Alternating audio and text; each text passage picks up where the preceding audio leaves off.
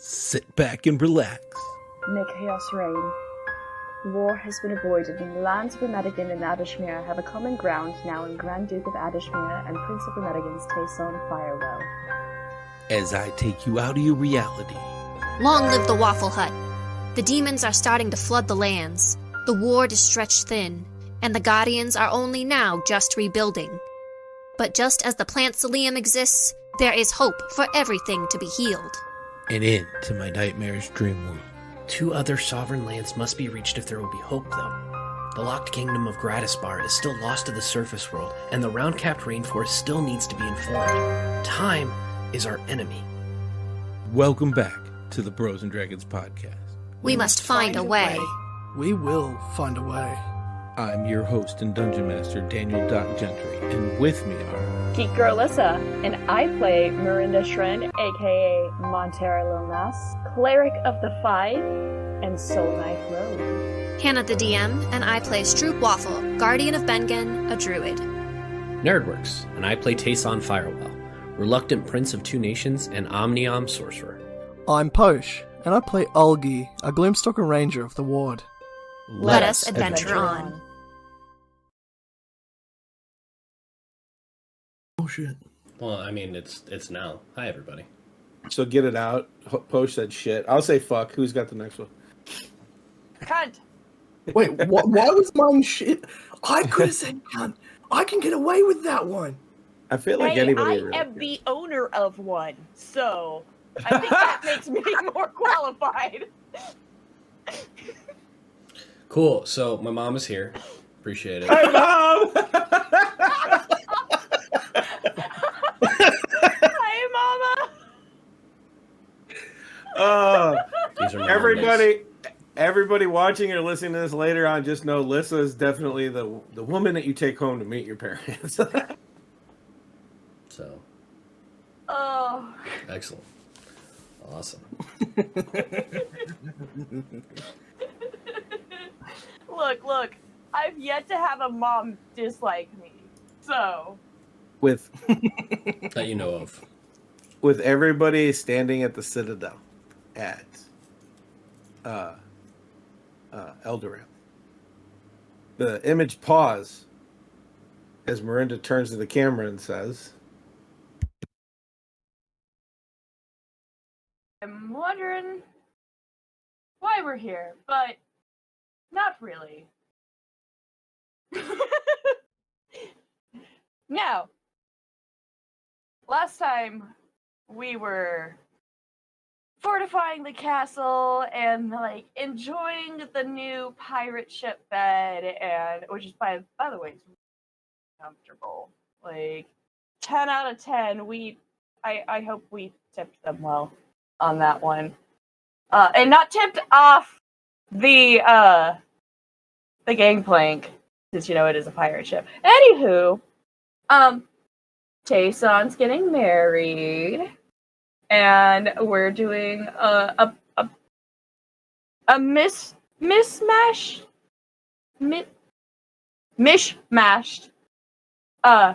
ceremony.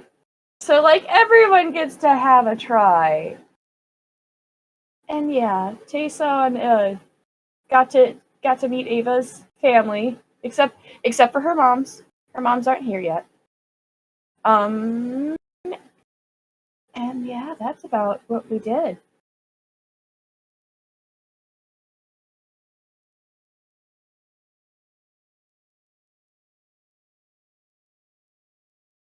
There there it is. I can't believe Mirinda didn't talk about the awesome weekly date thing that she did with Addendum, though. That's between her and Addendum. You guys, if I remember last night, made it and you talked at the Citadel. We stopped at dinner, if I'm not mistaken. Or did we end up going to the Shrine of Holzmir here? I think we were doing a fade out on dinner. Yeah. We were eating, discussing a little bit. Yep. Is there anything that needs to be said at dinner?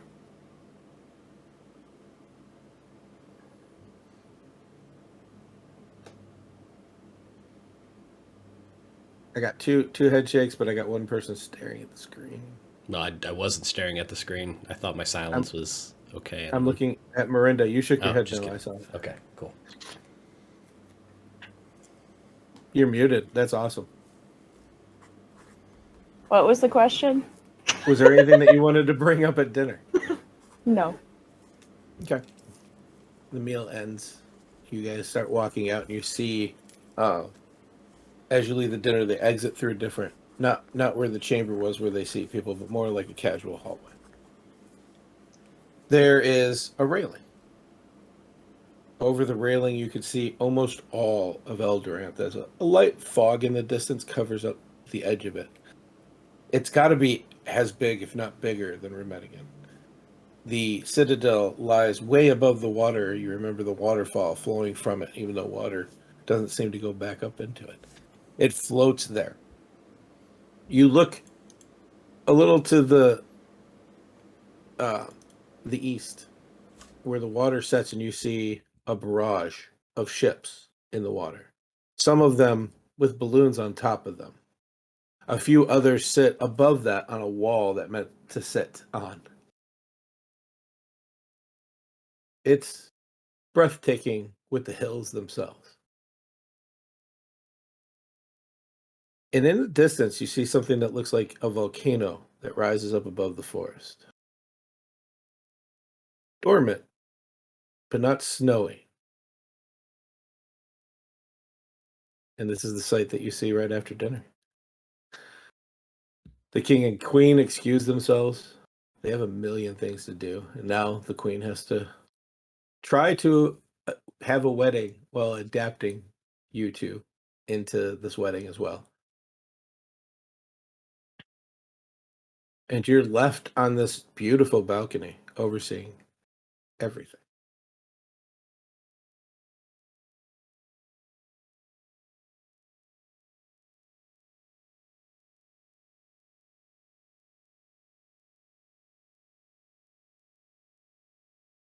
After a few moments, Ava asks a few guards to Miranda and Posh, offering you a room here in the Citadel. Miranda will kindly accept and thank them and follow. The one guard walks off with Miranda. I think I nod and accept as well. And one of the guards takes you off as well. Miranda, as you start going, the guard just says, curious, the symbol you wear. What is that? And he's pointing at the necklace of the storm cloud that you wear.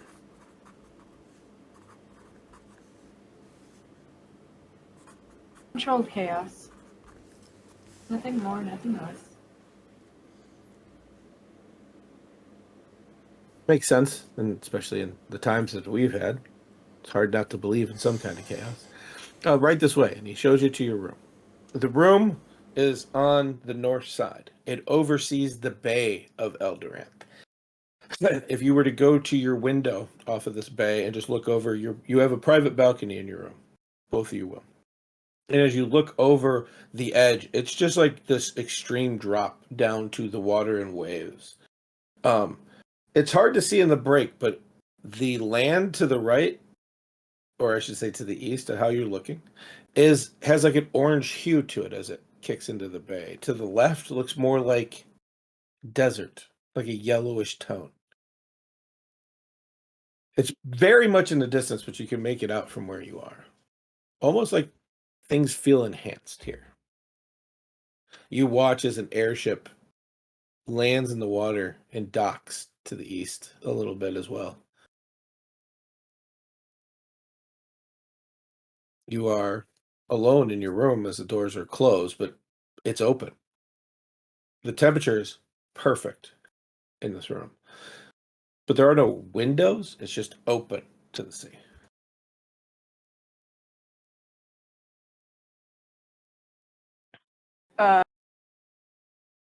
Miranda is gonna do some of her Tai Chi on the balcony.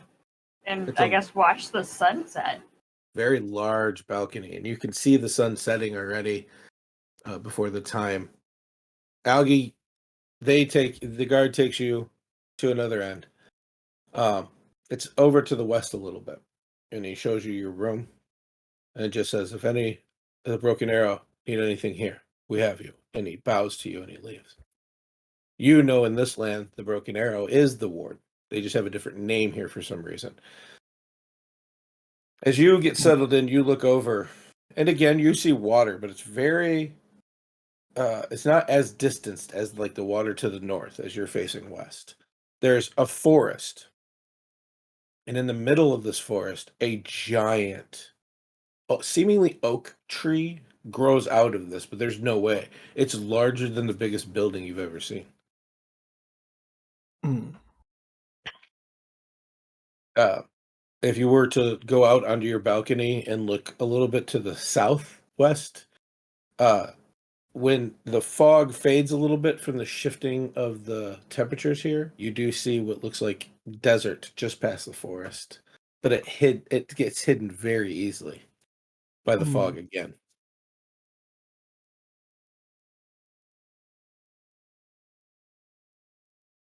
Is there anything you want to do before bed? I think I'd like to take a bit of a wander.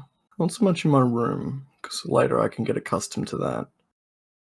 So I'd like to kind of wander along. It's not really streets, it's more like paths leading up and around, isn't it? Well, there's magical teleportation that goes from the ground to the citadel. Okay. You can absolutely, if you leave your room and wander the citadel, the guards bow to you, but they don't ask questions. It seems like information passes very quickly here. You make it back down to the teleportation room. The guards will bow and allow you to walk through the teleportation room if you want to, and you will end up in the city of Eldoran. I think I'm just exploring at this stage. Just in my time before bed, wherever I can go. Eldoranth is huge. It's a very massive city that spans just south of the Citadel, but it spreads very far east to west. As you get out, you watch a cart go by. You can hear ringing of hammers and blacksmithing shops not too far away. The sun is setting. The darkness of twilight is starting to come over. And it still feels like a very hustle and bustle of a city.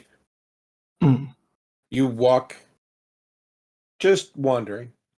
So you take more of the western northerly path. It is very the streets seem to circle, bringing you like a massive ripple away from the citadel itself.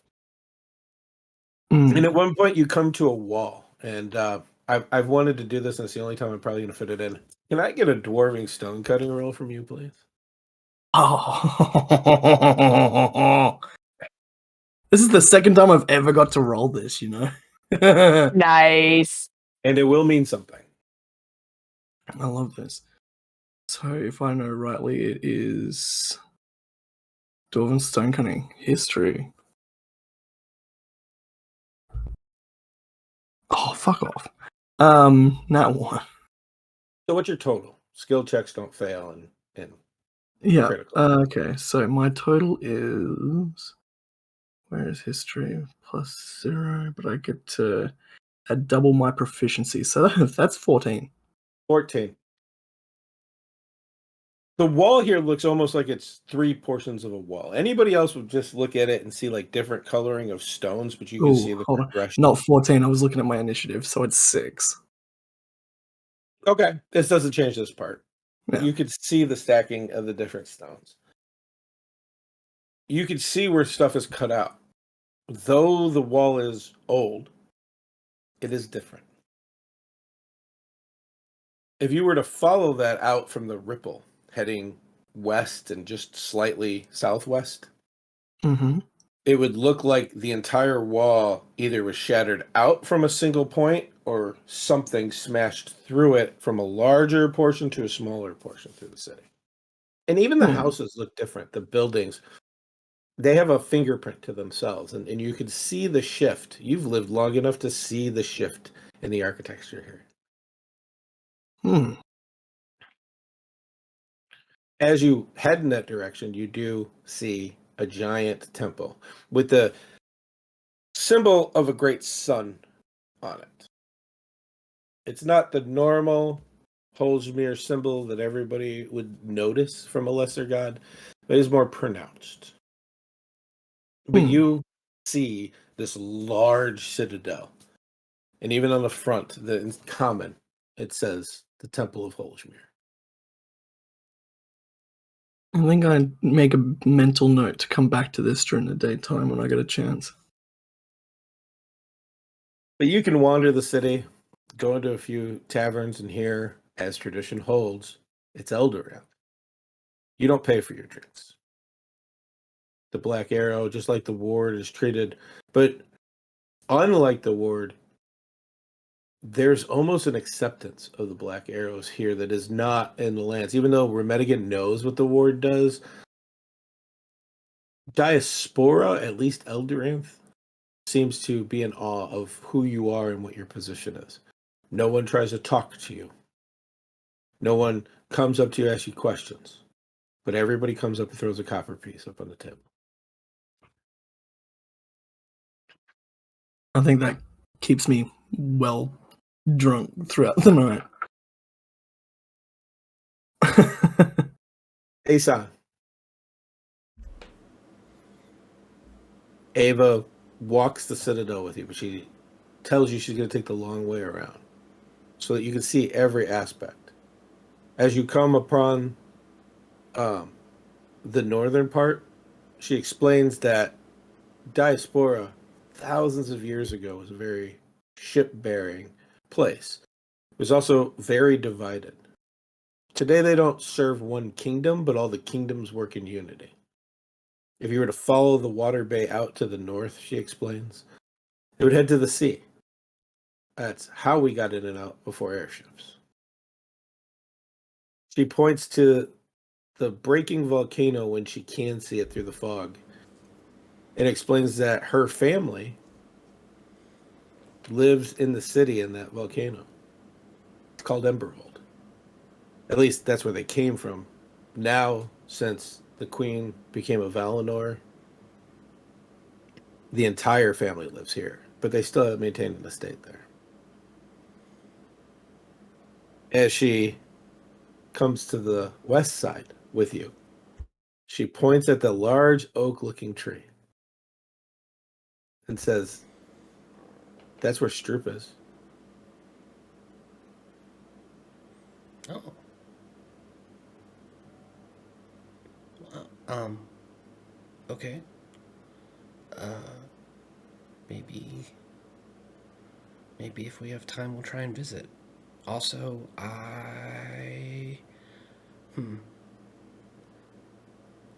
she would probably get mad if I didn't invite her. Especially since now I kind of know where she is. I should do something to fix that, too. Okay. Any idea what she's doing there? Like, we've just been saying, like, Guardian stuff, but, you know. I have no idea, but Guardian stuff. Okay. We can take a small airship over. I know how to pilot them if you want to try to go visit. Yeah, that would be good. Let's plan on doing that. Okay. It'll take a few days. We could leave tonight if you want to.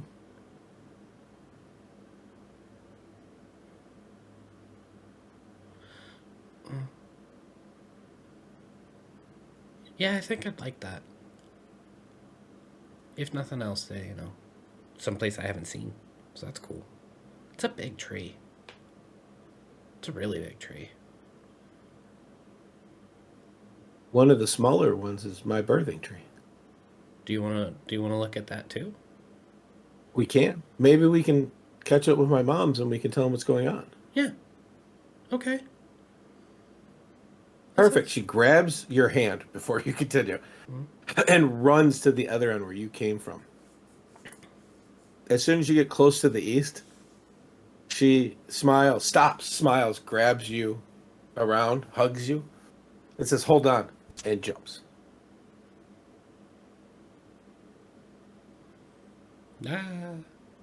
And as you fall, her wings open. She skims the water and goes over by the ship area and lands. It was a little unexpected, but for some odd reason, this... Yeah, okay, dog. This very strict, strong... In her life, things have pattern. They have... I don't know if you can hear that. Nope. A little. I think somebody's delivering something. It's very patterned. Things have to happen in a reason. She's very organized and orderly. She likes to do spontaneous things around you, and it makes her smile. As she lands, a couple of the crew around there are just like, Dawn Knight, it's good to see you out again. Very cordially. She's like, yes, can I borrow a small ship? There always there's something for you. And they take you over to what looks like a small raft with an underling underneath it. There seems to be a ship thing that keeps it afloat. It has one small balloon on it. And she's like, thank you. And she runs over and starts untying ropes, even before you start walking onto the ship.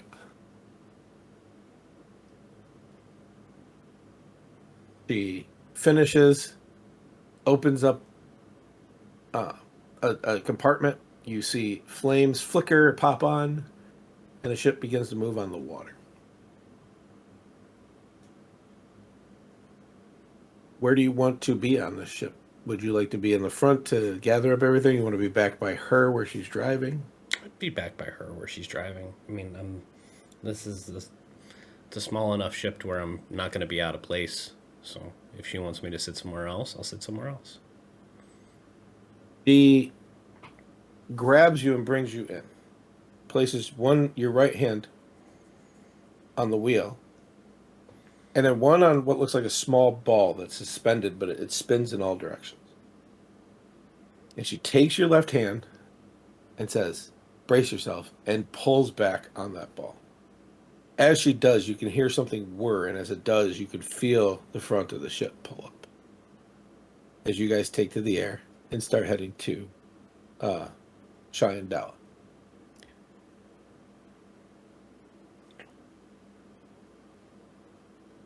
The next morning, Miranda, you wake up. You can hear what sounds like 1,000 voices singing. Posh, you as well. Even through your drunken stupor. Everybody singing. Do I understand it now? The song that's being said. And it is a song that its lyrics are necessarily the dawn and its triumph. When darkness comes, the dawn triumphs. It's just this almost over and over again, just in different phrasing, but exactly the same terminology. And then as abruptly as it started, or at least from waking you up, it ends all at once. You hear 3 rings coming from the west very loudly through the city, but you guys are up.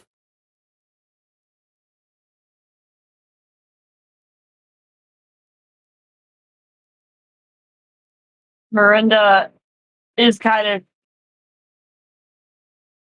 She's very groggy right now. She does not like waking up with the sun. Like, by any means. She was the night shift priest for a reason.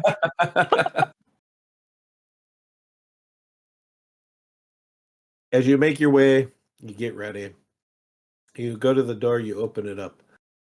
And a guard outside the door just says, the king and queen say breakfast is ready. He salutes and just walks away. Like he was standing there to give you one message as soon as you woke up. Miranda just yells back, "Thank you." He yells back, but he keeps going, "You're very welcome." And he just keeps walking.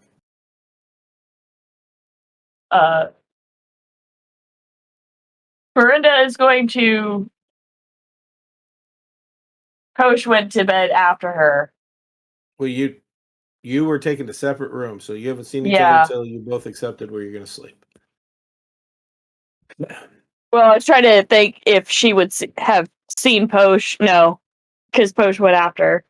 So, Miranda's gonna get dressed in the blue outfit that she's got and go down to dinner.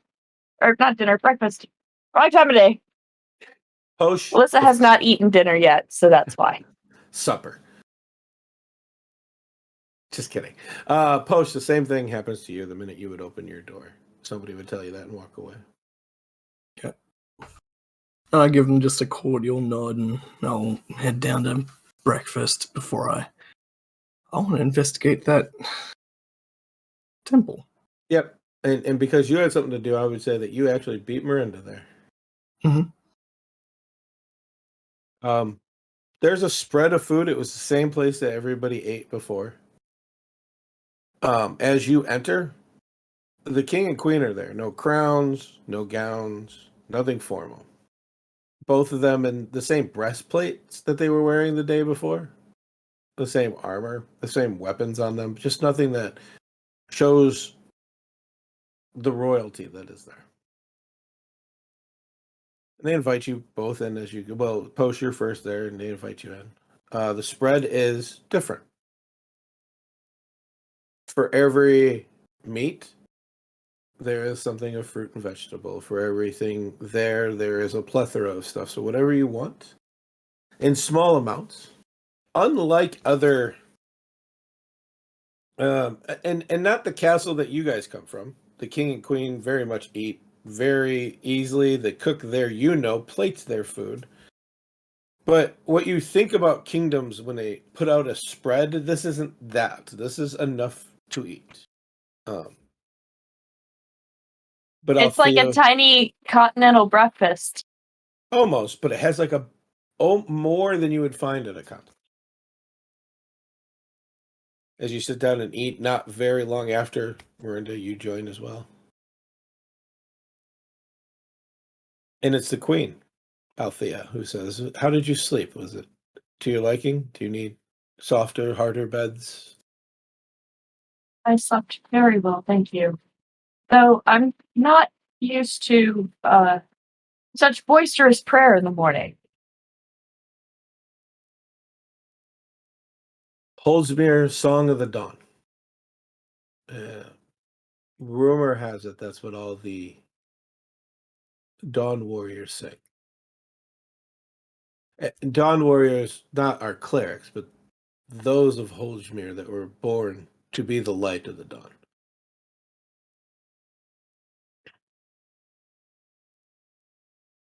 Well, it was beautiful, though it will take some getting used to, I suppose.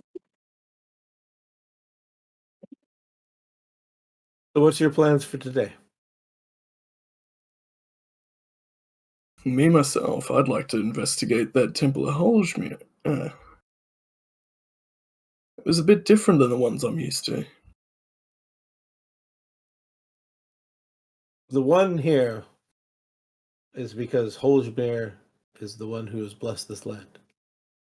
People are allowed to believe in whatever they want. There is no religious constraints. And if you were to walk the city, I'm sure you would find temples to every god and probably a few you've never heard of. The citadel was built not to honor Holdsmere, believe it or not, but his Dawn Warriors.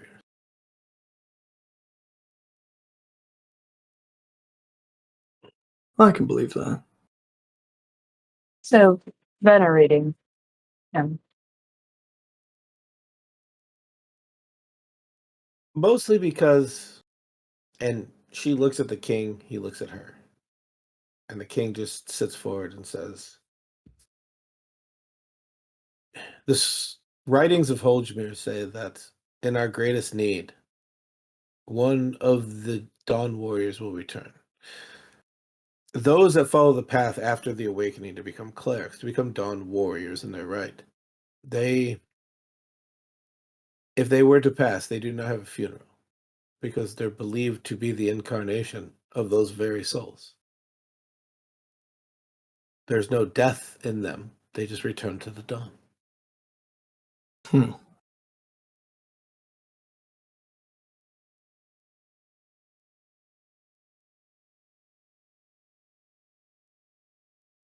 I mean, that tracks. The afterlife is different for everyone. I wouldn't know. The queen looks over at you quizzically for just a second, nods, almost like she understands. And she says, well, it's a dumb tradition, especially when you lose your brother. And she just smiles. That's entirely fair. Losing anyone is difficult, and not having that closure can be painful.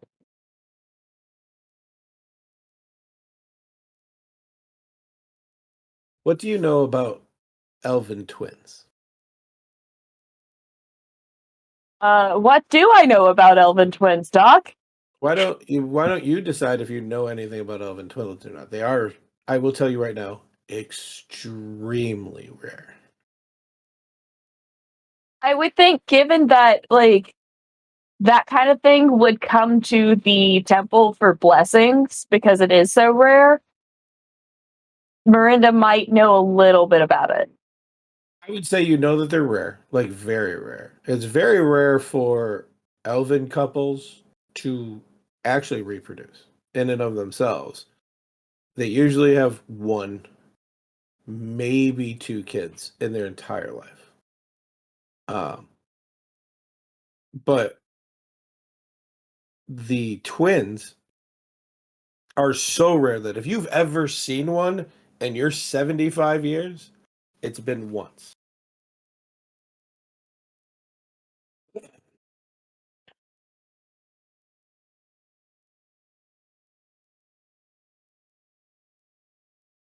I'm assuming there's a reason why you asked what Miranda knows about Elvish twins. Was the queen's brother her twin? Yeah, you've read the book that Ava gave you, The Yeah. Great Dawn. Yes, Althea is Aranis's twin. The book would actually say that Ava, who is Aranis's wife, was King Atlas's twin, and that those two couples have also produced twins.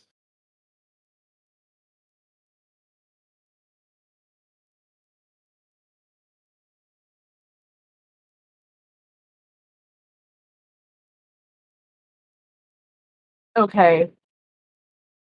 So either this has to do with the two-soul nature of some of the family, or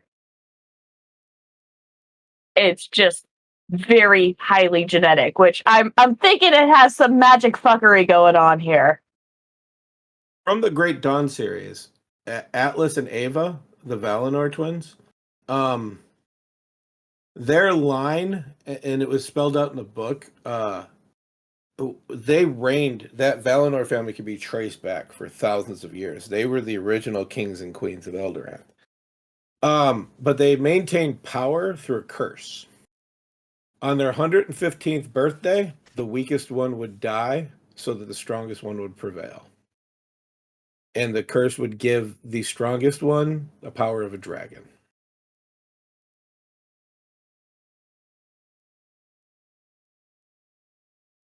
At least that's the rumor that you've read in the book.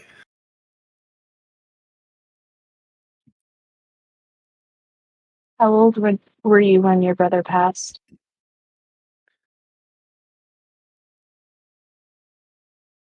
So before you ask that, Althea and Aranis are Nalos, not Valinors.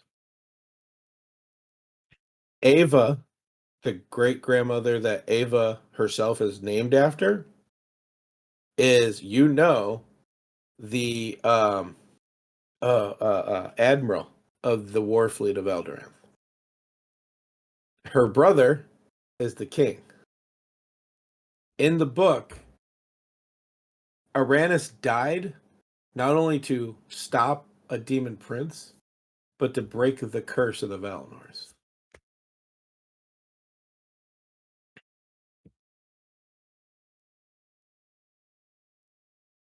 some Sabrina the Teenage Witch fuckery going on here. The evil twin. The other one has to kill the other one. But Althea says, I ask because there's an innate ability within twins of the elven kind. No matter where we are, as long as we're in the same realm, we know where the other one is, and we can speak to them. And Atlas says, yes, like I could tell you that my sister has gone against my orders and is heading to Remedigan with a fleet to help you in your endeavors. Well, that's appreciated. And helpful. That makes sense. I Now- told her it was unwise because nobody asked. And I feel like, as a kingdom, we are butting into other people's businesses.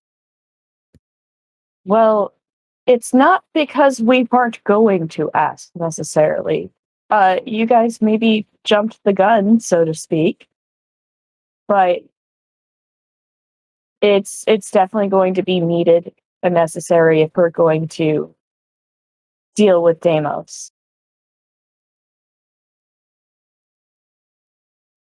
15 warships are on their way. Don't be surprised. She likes to show up in a flare. We should send a letter later. Algies, I about on your character post. Sometimes it is very confusing that we have a post in game and as the actual person. I've already written down 3 times where I'm going to edit Doc saying Posh when he meant Algie, and then one time where I scratched out him saying Posh because he was actually talking to Posh. So we're good. Algie. I've already got it. No, there's a couple What is this, some of words. Beetlejuice shit? There are a couple of words that I have just like in a file for every one of us. As far as you missed. Yep. Don't worry, we're good. You haven't heard a door open, but you do hear clicking as the queen says, well, that's good to know, as she drops a berry into her mouth as she enters the room. And when I say the queen, not Althea, Nadell, Tayson's mom.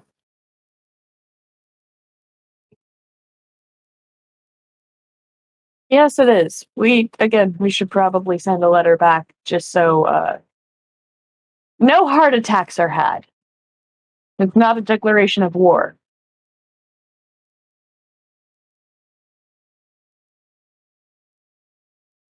She just sits down. Good morning, and just sits back and listens to the conversation. Althea continues. It was hard enough losing my brother. But imagine hearing a voice and feeling a presence, and then nothing.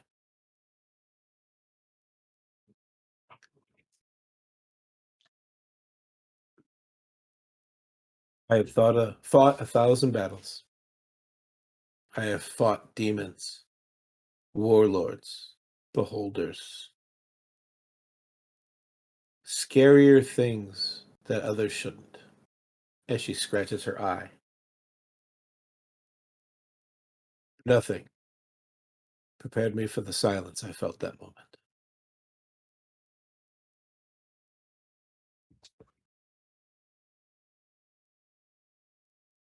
I can only imagine how overwhelming that must have felt. I've lost people while using some of my abilities, and not being able to hear them afterwards is drowning.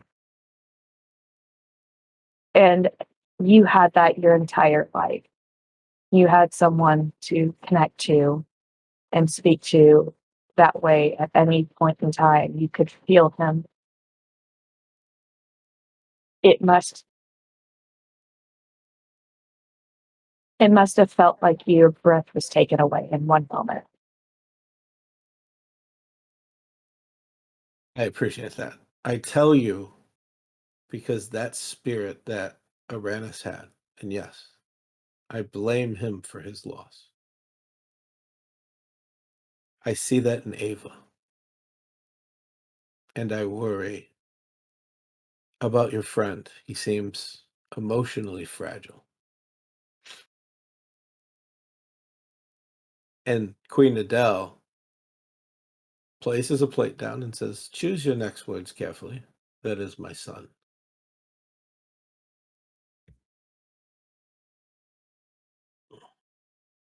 Queen Althea smiles at Queen Adele, but looks back to you, Algie, and Miranda, and just says, "I was hoping to hear your opinions, being his traveling friends."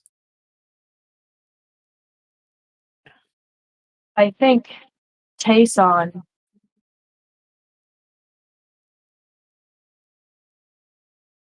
in his own way, is, as you said, emotionally fragile, but he's also very strong because of what he's gone through. That not many people could survive. He doesn't always know how to convey his feelings, and he doesn't always know what the next course of action should be. But we've been battling demons for a while now. We are having to go up against a literal god. And I think we've all come to realize that sacrifices are going to happen. And what those sacrifices are going to be is not yet set in stone.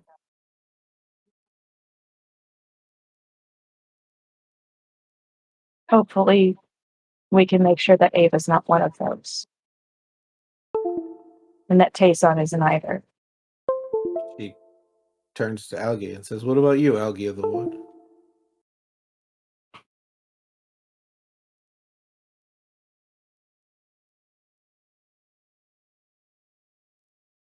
I do believe Tayson has what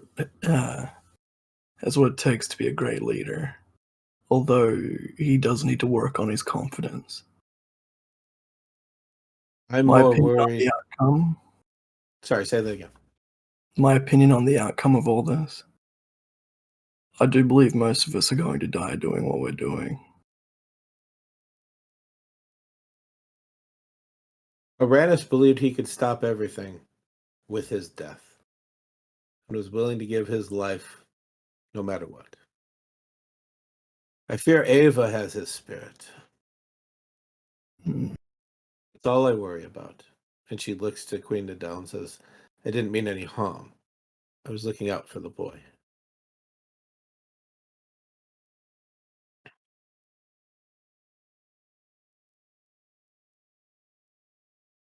Well, we have a wedding to plan. Have you been able to look over the notes I gave you of how the wedding of Holgemere happens? Yes, I have taken a look at them. And I think we can easily integrate. I think because there is the rising sun imagery, it should probably go first for symbolic reasons.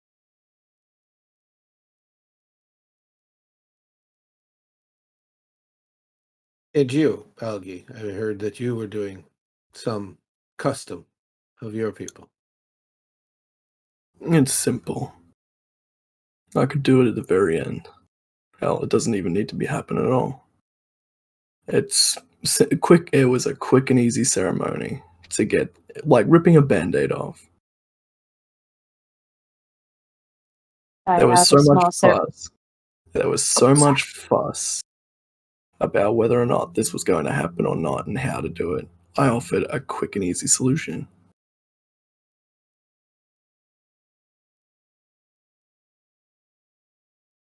So Polishmere, my ceremony, and then to end it, Algie's custom. Well, I was actually wondering if we could do them at the same time. If I remember the custom that you mentioned, Algie, it's a braid and a cut, which could happen during. Yeah, Then how about we do that while I'm casting ceremony? easy. Perfect. Well, that's taken care of.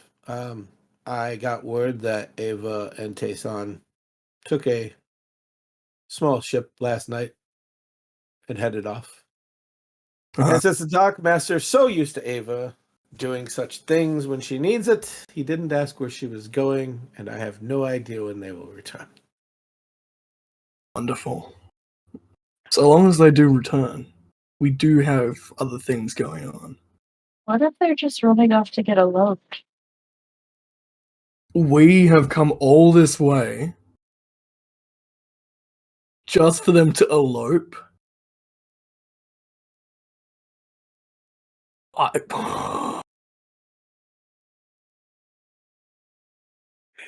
No. That's it. I think I get up and I walk out of the room.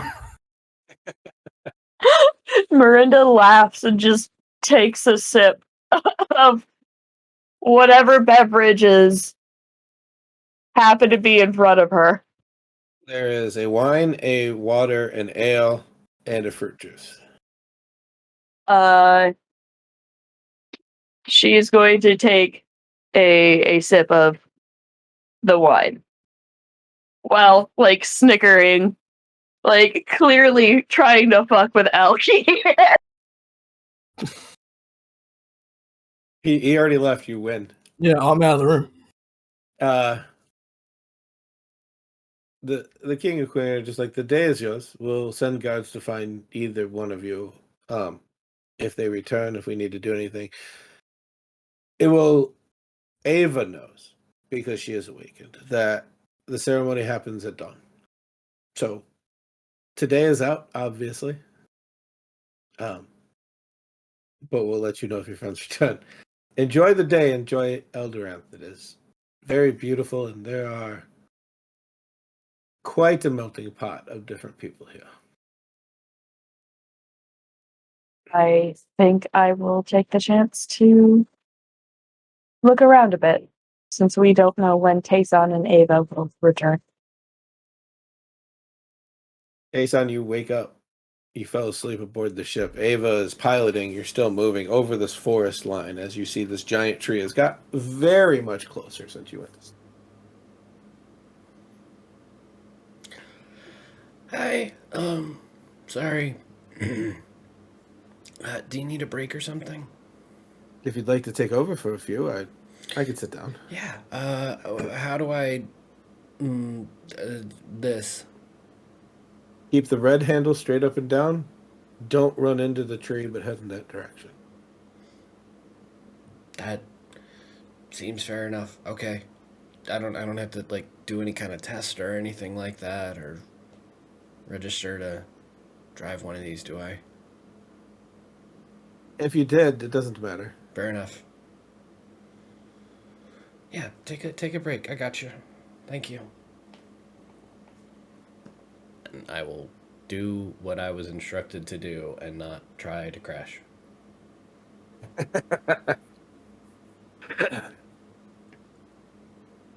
She's just looking over the edge.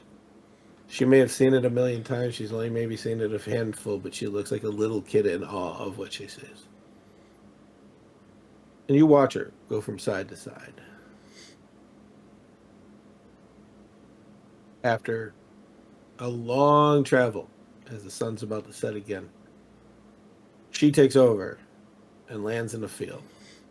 Approximately maybe a half-day walk from the tree. She says, well, my parents should be around here if they're here still. That's the nature of things. They may be on their way back, but we could try looking That's around. all right. Well, listen, if we find them, great. If not, it's okay. It's not notice. We're not going to be gone long either. I kind of find it exhilarating that we left without telling anybody.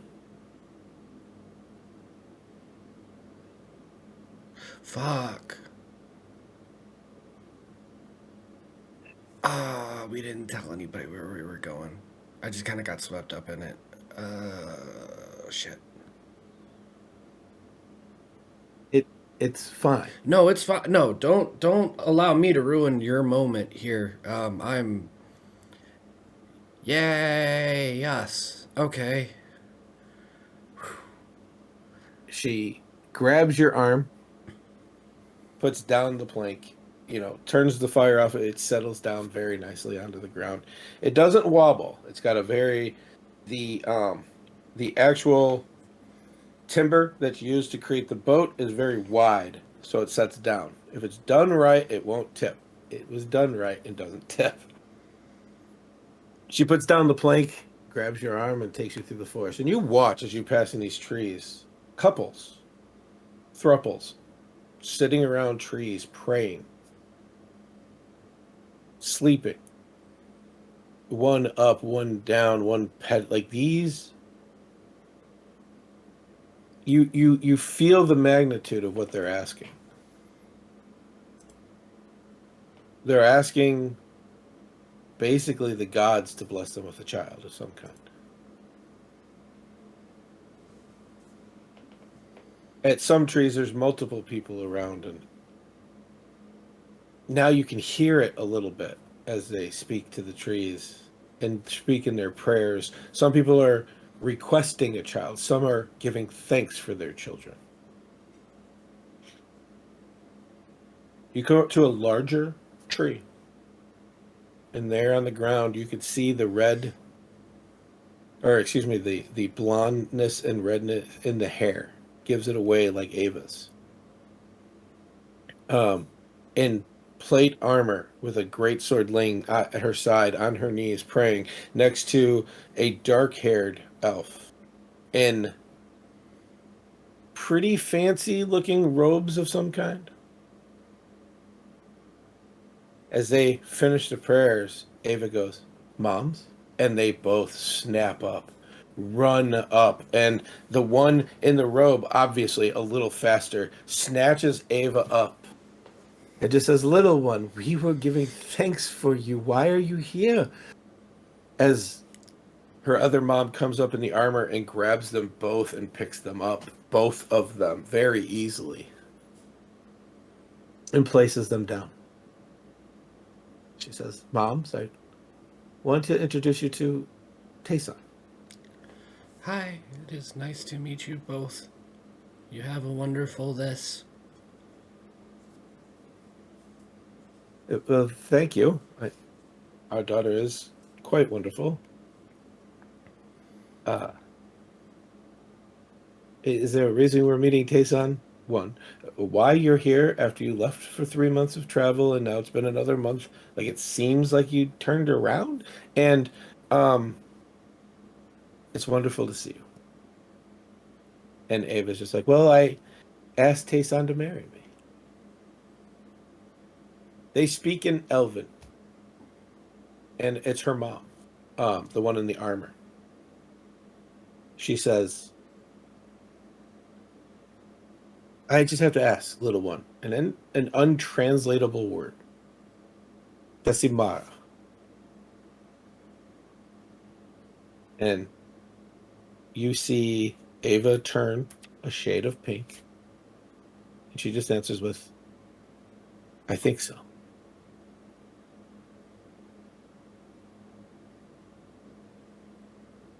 Her mom in the robe turns to you, Tayson.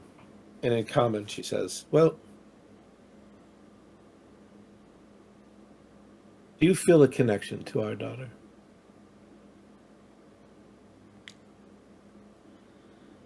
I gotta admit, I understood most of all of what you said, and I didn't want to feel like I was eavesdropping. But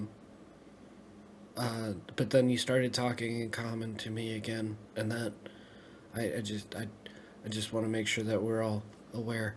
Okay, connection to your daughter.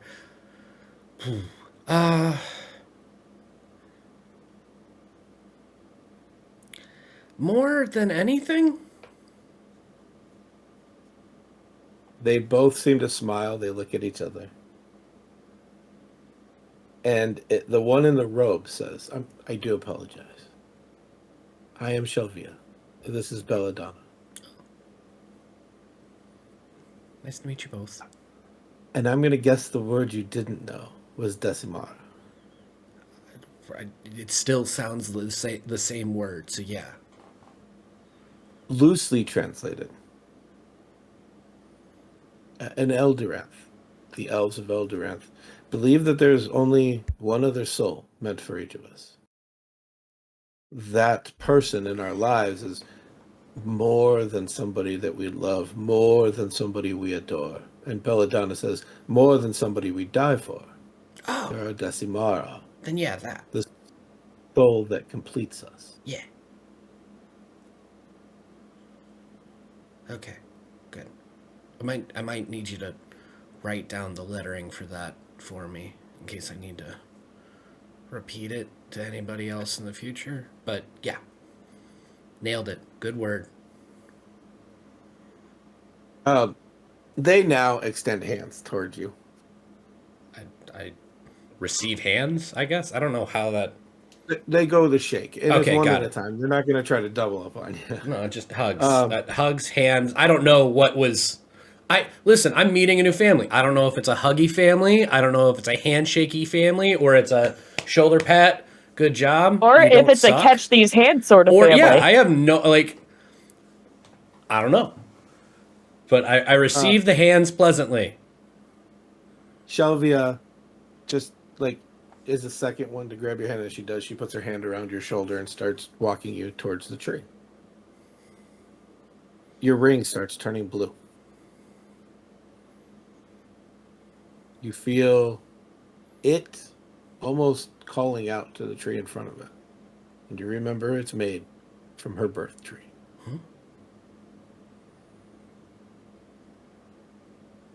Mm-hmm. And you hear a voice. It says, Tayson Firewell, keeper of truth.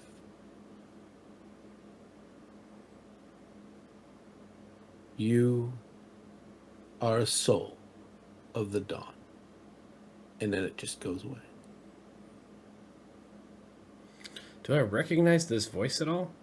Very deep, with like almost a melodic hum. You can't even tell what language it is. You heard it in your ear as clear as day in common because that's your first language.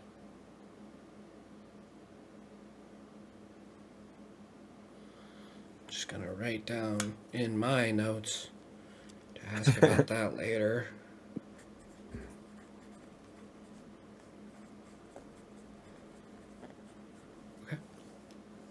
But they explain that you arrived on Ava's birthday. Oh shit! I am so sorry. I should have asked about that at some point and like gotten you something. Ava just says, well, I didn't know. It's not that important. You I've didn't had know it over was your 100 birthday? I've had 100 of them. You lose count after a while. Well, okay, but like people make a big deal about these things. Do we make big deal about birthday? This is going to be one of the first things we decide as a couple. Like, do we care about birthdays? Well, I think that when people care about each other, they care about the other person's birthday. How old is Tayson again? 23. Specifically for the really, really bad Blink-182 joke, no one likes you when you're 23. That's it. Mm-hmm. I love that two of us did that with our characters to some degree. Yay! Because, Miranda's actual name. Yeah.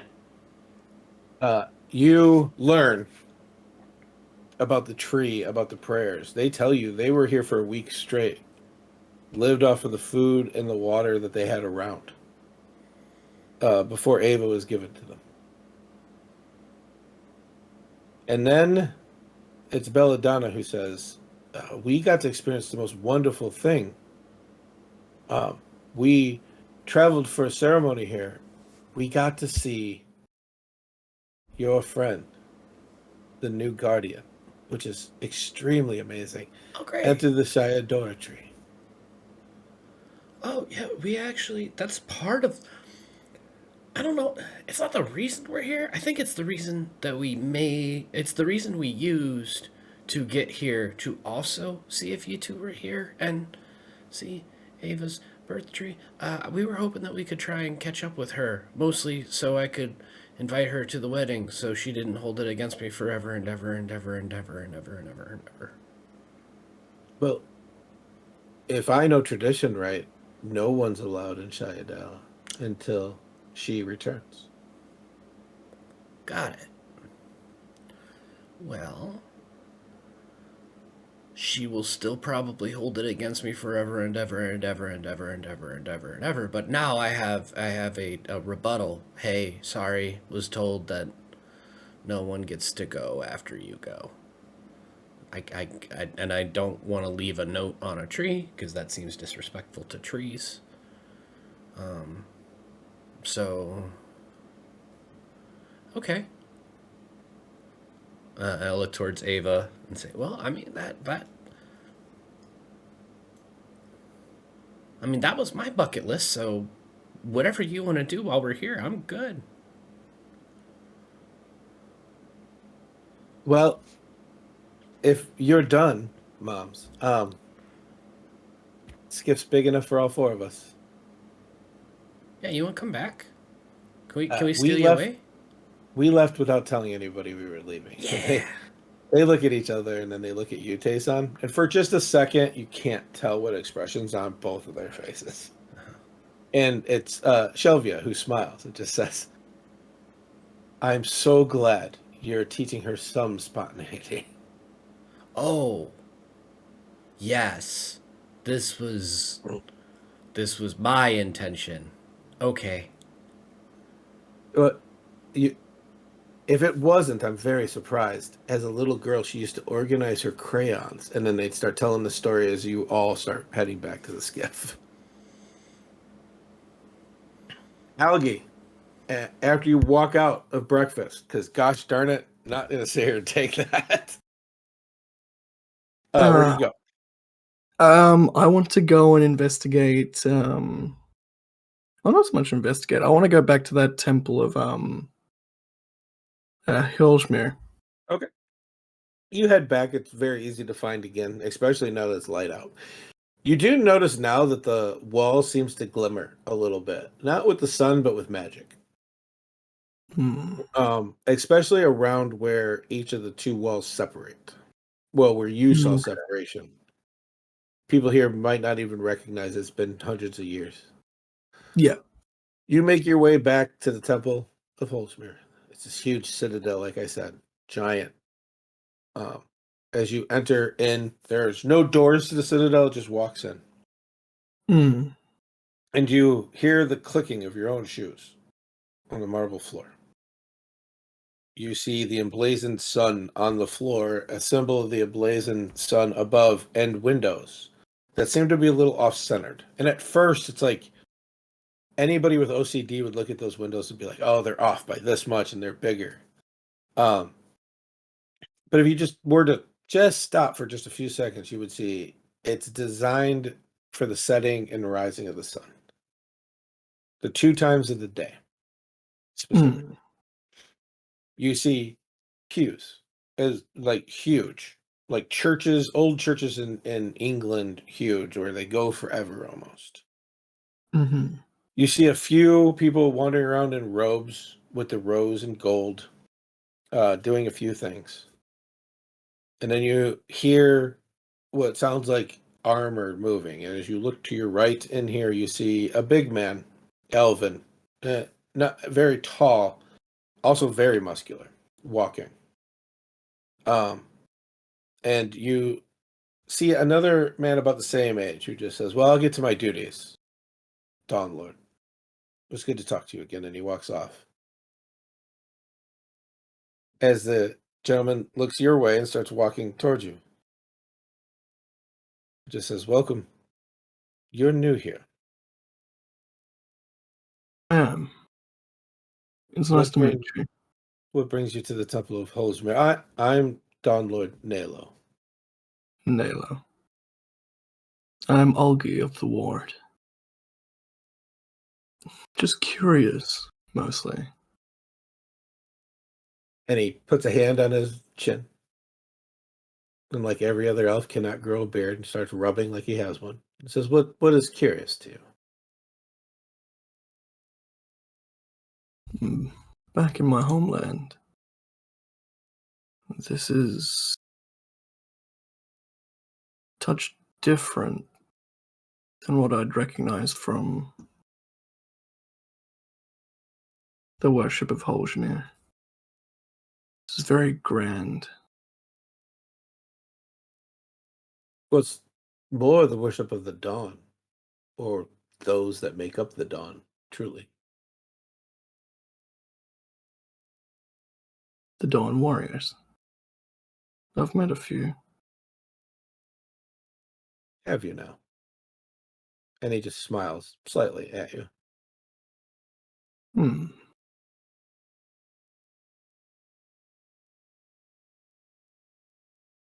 Tell me, do you know what's going on in Redigan currently? Or is that not your battle? Is that the third rise of Deimos that you're talking about? That's the one. I may have heard a thing or two. And is What it do you... my battle? Not personally. Not personally. I hold nothing against any of the gods. Hmm. It's been made to feel like this world-ending event. Why is it not a personal battle here? Well, Algae of the Ward, what were you doing 400 years ago when the world was ending here? 400. And now he You- knowingly looks at you. You know what? I wasn't here. I was having my own battles. As the ward, or should we say the broken arrows here do.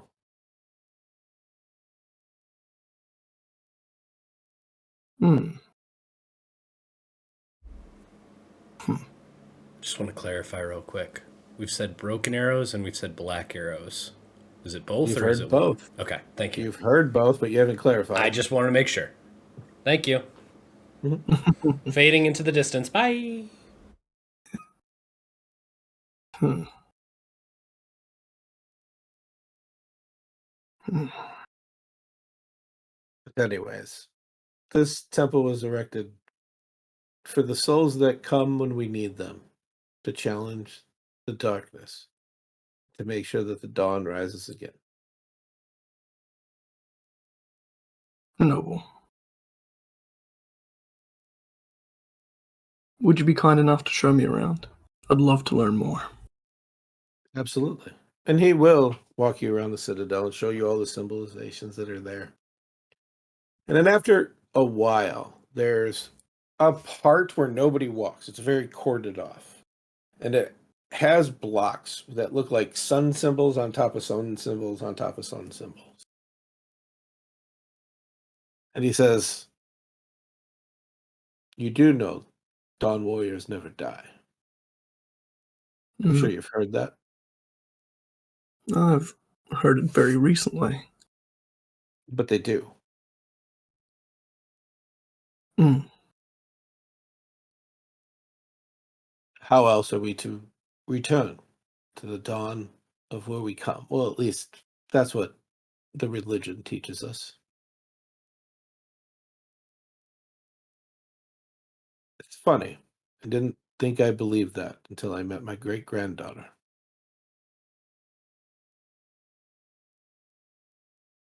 Your great granddaughter.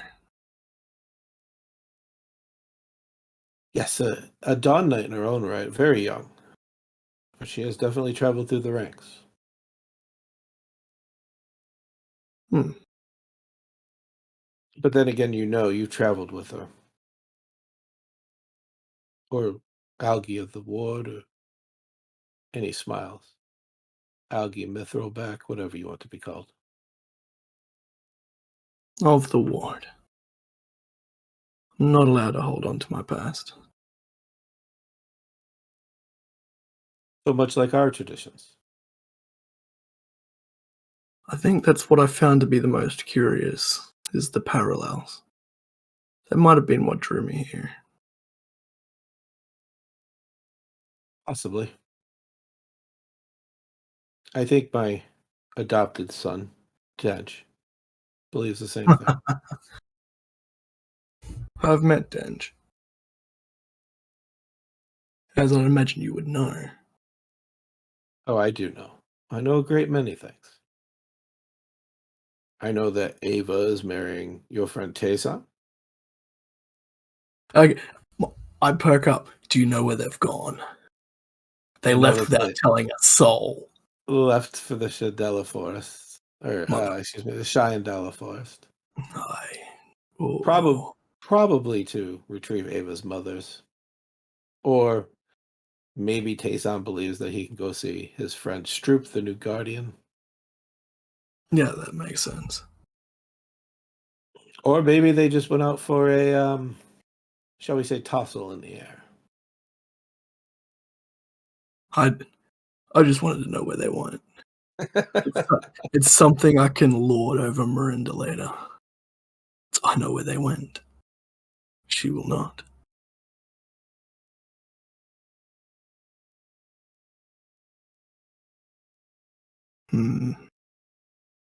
This has been a good day. For now.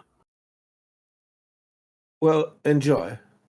But know that Holzmir, or at least his army, watches over us at the break of every dawn. No matter how many dawns that's been.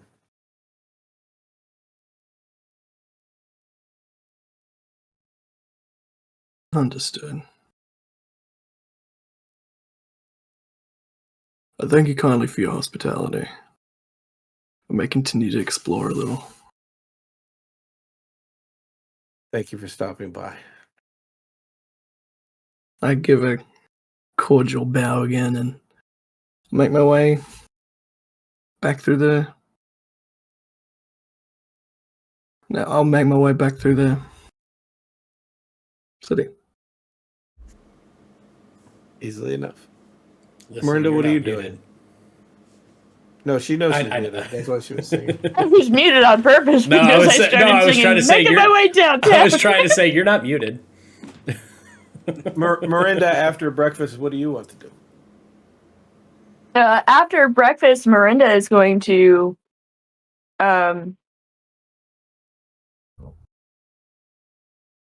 probably take a look around town and then make her way to the temples. Okay. You leave the Citadel, and as you walk out, there's a market. You can hear the ringing of blacksmiths. You can see a lot of commerce happening. And now that it's light out, Algae as well, you're used to places like Remedigan Castle, which is mostly humans, and there are other species of people there. This place, you've heard, was mostly elves with other species, but that's hard to differentiate. Everybody's here. And there is a similarity to where you know, which is there are no half-elves here. But you travel the streets and you see goblins and hobgoblins and tieflings and orcs and half-orcs, dragonborn, and so many other kinds of races, and possibly a few you've never seen before, just working and being part of this environment. I think it would bring a smile to either one of your faces if you saw it walking around, but you do watch as somebody who has a heavier coin purse is relieved of it. So at least both of you would have that little feeling, like easing of, oh, it's not perfect. That there is an underlying thing here as there is everywhere else.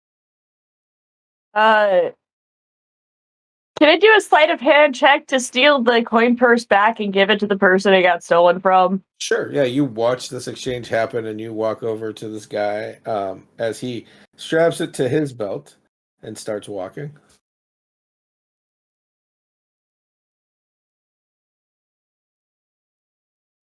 That was a 22. And relieve him of the coin purse that he had, even though he doesn't seem to even notice as he walks away as his casual pace. Mirinda is going to pocket a few of the coins and then go, "Excuse me, did you drop your coin purse?" Roll a d6.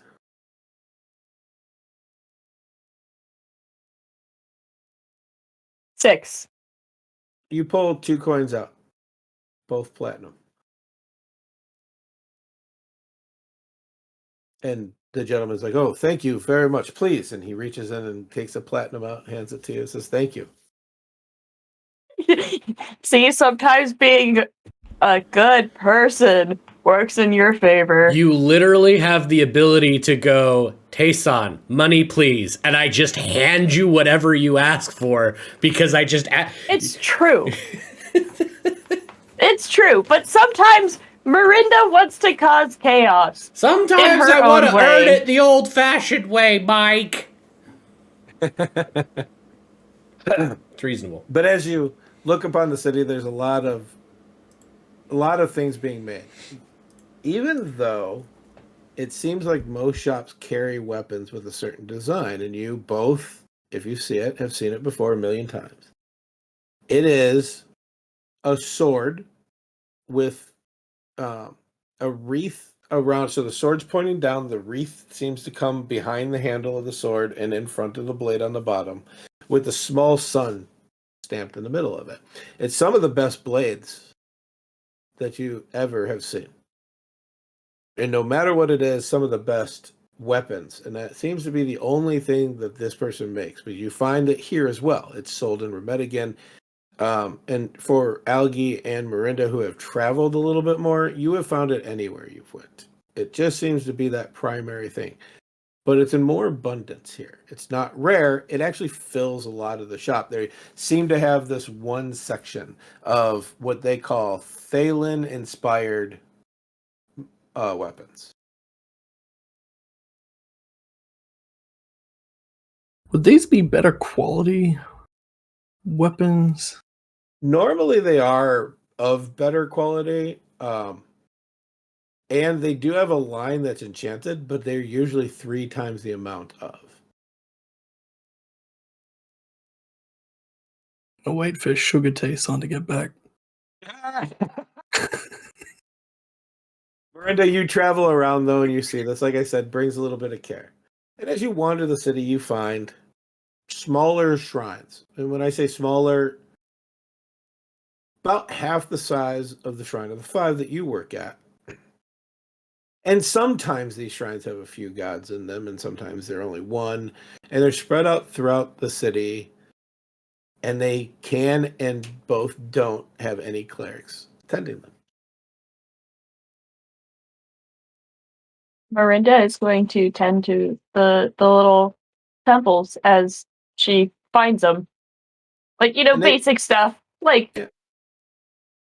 Oh, they're not in disarray, but yes, some of the candles have been burnt out. Some of the incense needs to be changed out. You can easily do it very quickly at each of them. And you get to a part of town, and it makes you pause as you see a temple almost as large as the Shrine of the Five, specifically to Zalrin.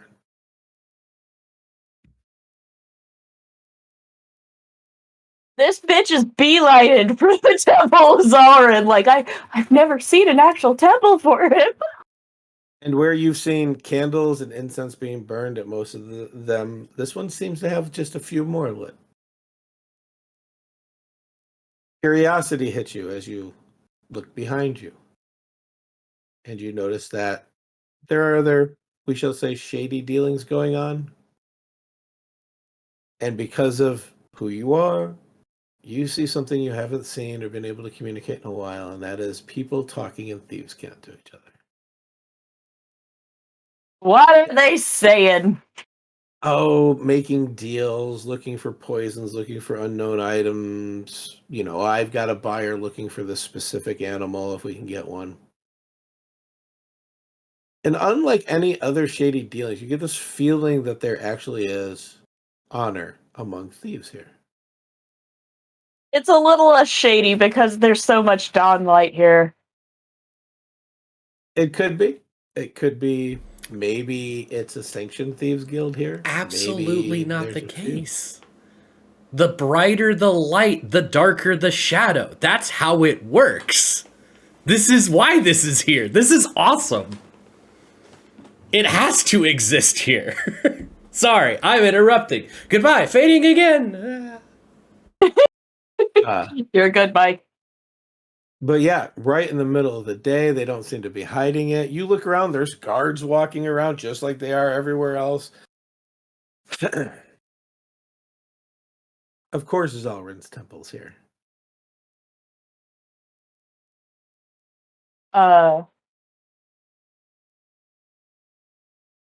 Mirinda is going to discreetly summon a soul knife and cut her hand and do some, runes on the thing for it to be an offering, as well as sleight of handing a platinum, but one of those platinums somewhere in like the statue itself. Okay. You could roll it, but it's easy enough. You're as a cleric and a follower of Zalrin, yes, the statue, like any other, has a tithe section to it. As you drop it in, it sounds like you're not the only one who's made offerings here. And then she's just going to walk very happily, like she's going to skip at this point. She's like, ah, ha, ha, I see a resource. And she's gonna go up to one of them and just strike up like a normal conversation, but also be doing thieves' cant, saying, So what's the normal conversation? Give me that one. It's about the market and trying to find fresh fruit, like dragon fruit. Okay. Something similar to dragon fruit. Sure. And what do you actually say in thieves' cant? In thieves' cant, she is saying, you guys are being so open. How is the structure set up here? Is it a guild or? And then the dot dot dots implied. Make a persuasion check. Persuasion. Find out.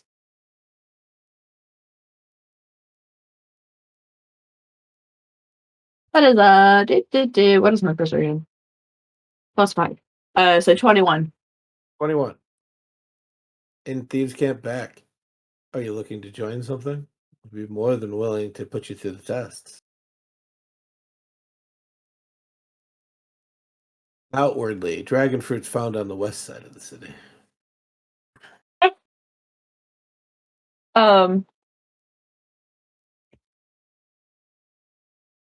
Depending on what I learn about it, I'm interested, but it depends on how dealings are made. I've been a solitary individual for a while.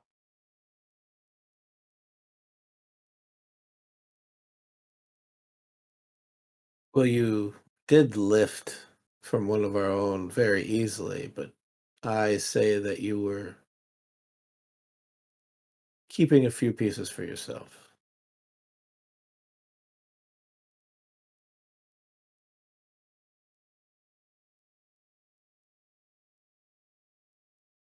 Of course. Don't you?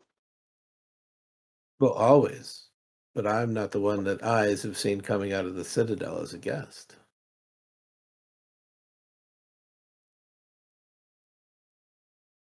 I'll introduce you to the Master if you can bring us the Valinor writ of royalty.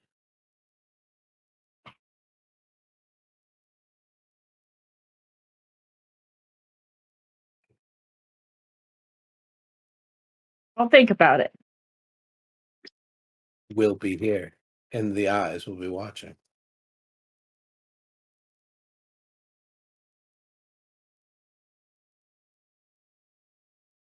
And he, again, talked to Marco at the stand in the west, and he walks away. She goes to go get some dragon fruit. So you head to the west side of town. You're on the east. You head to the west side of town. Yeah.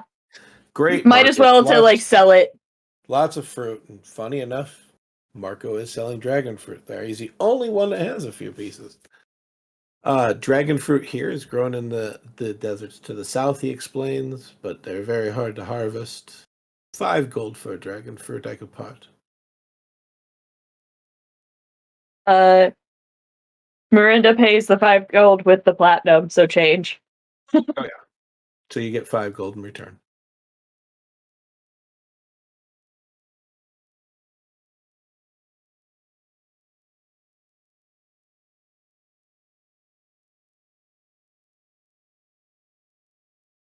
Right. You head upon your day. Is there anything either one of you two want to do for the rest of the day? I think I'm just exploring that wall again. I'm like on my way back is just exploring along the side of it. Yeah, again, you're not getting anything out of it. You just see where the 2 walls, like, that the upper stone is newer, the lower stone, and like a diagonal on it is just there. Yeah. And on the second day of going through it and looking at it, I mean, it was destroyed. It was destroyed, and it was destroyed just south of the temple into some of the city where there were some inns and some other things that you've seen, closer to the western gate. Okay. Nice. I got some questions now. Aeson, as you fly back with everybody on the ship, there's like not an awkward silence, but the girls seem to be talking, and as you get closer, you could tell they switch conversations. You don't have to stop on my account. Like I said, I don't want to eavesdrop. It's a big enough roomy ship for it, but it's not like. I'm gonna go back to the front if you three want to. I'm gonna be over here, pensively looking into the distance and whistling a little bit. Belladonna just says you don't have to. It's a something that women who are close with each other do. We were just giggling about how you met, the adventures you've been on. Ava's been telling us about you. Oh. Okay. Well, I don't want to tell you about me, so that's even better. Well, she's trying to tell us that you love it when people bow and call you Duke. No, I just don't believe that. That would be a very mean thing for her to say, and I have not felt that she has been mean to me on purpose. In that, you didn't do that, did you? Ava's like, no, she's messing with you. Okay, cool. I thought so, but I wanted to check. Ugh. You're not a fan, honestly. Do people bow to you too? Like, I am part of the Order of the Sights. I can't take a title. People don't bow to me. You're part of this organization, so you can't take a title. Like, you're part of a thing. That's a title in itself. It's just a different title. Normally, but I don't have a title, so it works. Oh, fair enough. So if somebody gave you, if you were to give like a business card to somebody, what would it say on it? What's a business card? This is a thing that we've established in this. No, don't do this to me. Business cards exist. Yeah, and Remet again. No, forget that. They exist. They're not some quaint thought. I'm not doing it. God. I'm not. Fine. Culture shock. Whatever. And as this awkward conversation goes for a few days, Mm-hmm. this is a good place for us to take a break. Everybody, go get water. Get a drink of something other than water that is more spicy. Get some food. Use the bathroom. All that stuff. We're gonna be right back. See you soon. Okay, love you. Burp. Are we muted?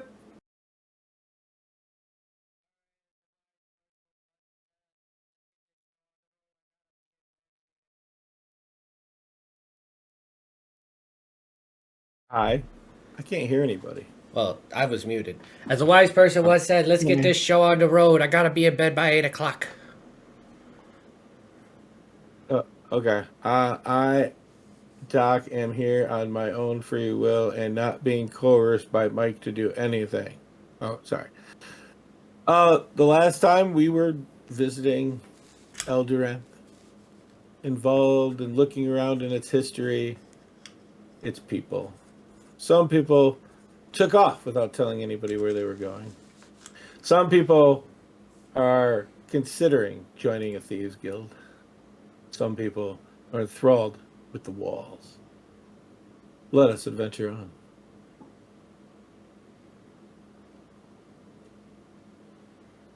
on. Miranda, the only question I have is in the next 2 days.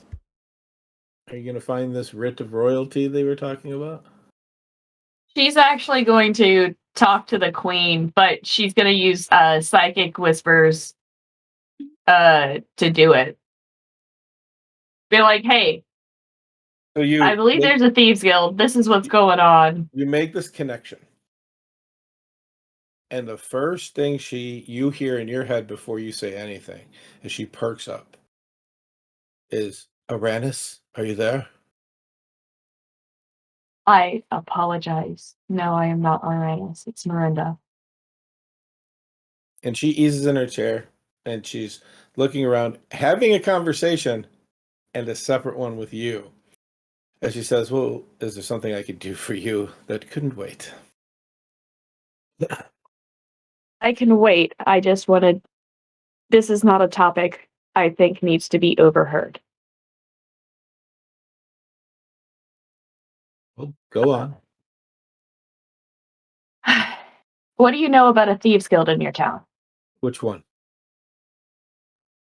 Whichever one hangs out around Zalrin's temple. That narrows it down to 3. One of them wants your writ of Valinar. Atlas's writ of royalty. Yes. Good luck. She just says. Yeah, I'm not stealing that. I wanted to let you know that they were targeting it. Of course they are.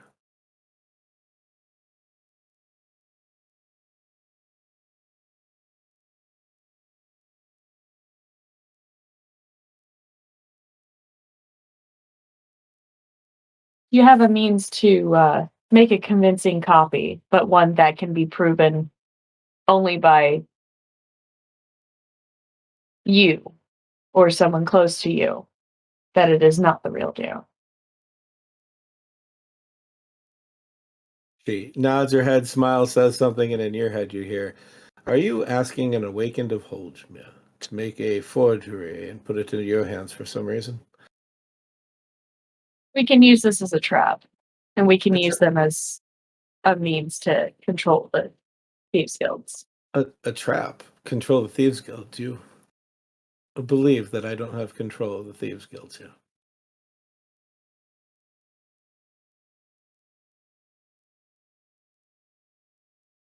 It must be quite different here than my hometown. Possibly. But they are necessary. I appreciate the offer, but I don't need any more spies within their ranks. That's fair. However, I won't tell anybody you're making a run for the royal writ if you want to give it a go. It's in the 3rd vault on the bottom floor. Good luck.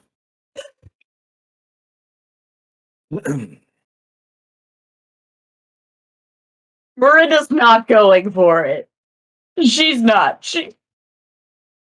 They're here for a wedding. She's not going to steal from the king and queen. You don't want to do a a puzzle room for the. We're not doing a heist. Okay. We're not doing a heist. Oh, we're not. Here for a wedding, but on the side might be planning a heist, planning forgeries that have nothing to do with what we're doing.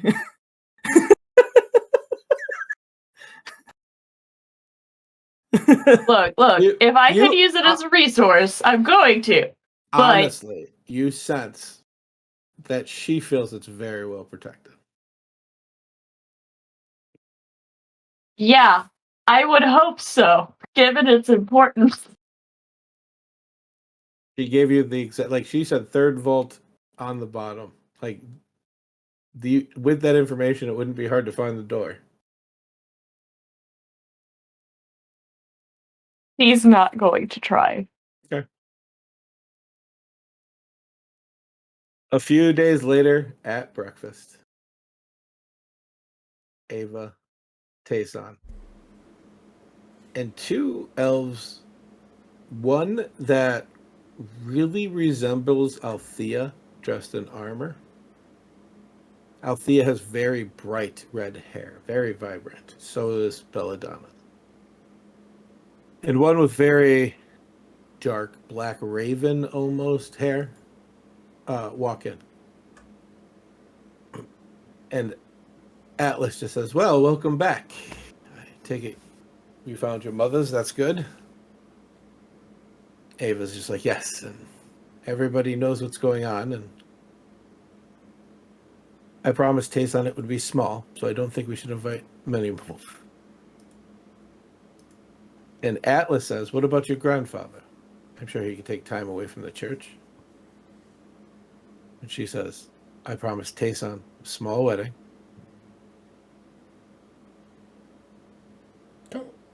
Don't use me as an excuse to not have some of your immediate family come. I would bet my great-grandfather knows exactly what's happening before we even get there. And probably will understand. I can tell you now that he knows exactly what's going on. Yeah, but now if you don't invite him, I'm going to feel even worse. No, you're not. Yeah, I will. Because now No, I know you're he not. knows. Yeah, he knows, and trust me, if he wants to be there, he'll just come out of his office for 10 minutes. It's not about the if they want to come or whatever. It's about personal guilt. I will feel guilty if we don't send out the, hey, if you would like to come, we would enjoy having you here.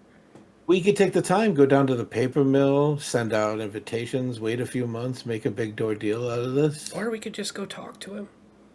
We could just go talk to him, but what about my great-grandmother? She's in Amberhold. Should we wait and send her a message? What about my cousins? Extended family. If we get this... I'm just saying I don't want to be used as the excuse for why we're not inviting your family. That's all I'm saying. Would you like a small wedding or not, Tayson? Would you like your great-grandfather to be there or not? He's never been that much of somebody who's been involved with my life, but somebody who's been able to spy on me. I love him, but in worst case scenario, he'll hear the echoes in the chamber. And at this point, Althea is just giggling.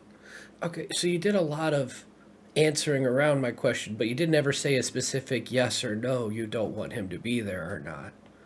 But you're not telling me exactly what you want either, so I guess we're both beating around our questions. I would like it small, as in, like, if we had done this wedding back in Remedigan, there was a decent chance that it was going to be, trumpets, blah, blah, blah, blah, and all that stuff. And that still might happen. It's just that the real thing is happening here, like small, tight-knit. And I haven't met a lot of your family until literally this week. So I don't know how tight-knit you are with them and how much you want them. This is not an equivalent question. I would like it small, but for you to bring as many people as you want in your immediate circle. Ava just kisses you on the cheek, turns and says, You can tell great grandfather if he wants to come, he can come. If he's too busy, that's fine as well. I will take that. I did it. All right. Compromise.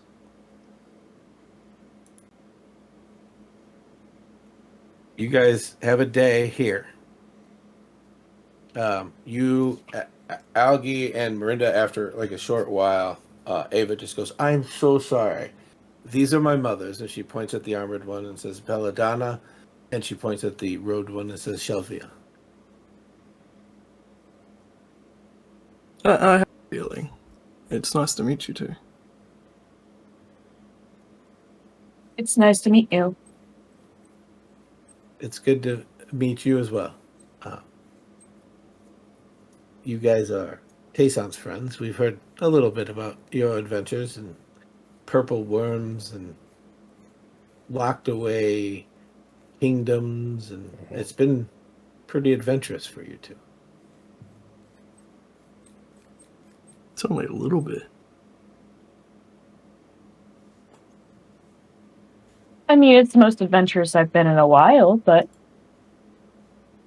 not necessarily the most adventurous I've been.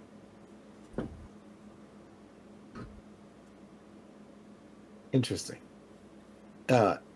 Shelvia looks over and says, "I'm supposed to ask you about your boyfriend." And she looks at Ava. Mm-hmm. Yeah, not the most adventurous that you have been. Ooh. Queen Althea leans in a little bit and goes, "Oh, a boy?" And Queen Nadell leans back and giggles and puts something else, like a piece of fruit, in her mouth. Miranda is going to start just stuffing her face, like, nope, we're not talking about it. And she is like, beat fucking right. You're gonna get full before we're gonna get bored. I'm just saying. I think I pipe up and I go, "What is it, a fiend? Or is he fae?" Devil? Demon? Yes. I know he's on my watch list. I think a gelatinous cube, right? No. It could have been a gelatinous cube. It's just, oh no, there are other slimes that A take beholder? people's forms. It could have been a beholder. Very clever beholder. I mean, it's worse if we keep going. You can clear the air. We can just make as many weird statements as you want. Could have sworn it was a troll. I hear they regenerate. She is just tight-lipped. She's like, nope. Okay. Nope. And Ava says, "It's somebody who was there with grandfather on his last moments." And now Althea leans forward and says, "Please tell me who. Can I meet him?" Ooh. Oh my gosh, do you want a +1 for the wedding? Come on. God. They're absolutely invited. They helped save Ava at one point. You also, Miranda, you will know that he's not going to be able to walk into that building. I don't know that. He is definitely not physically capable of being in where, maybe for the reception afterwards, like dinner. Very. And why is that? Say that one more time, real quick. And why is that? Look, everyone has their allergies. What's he allergic to?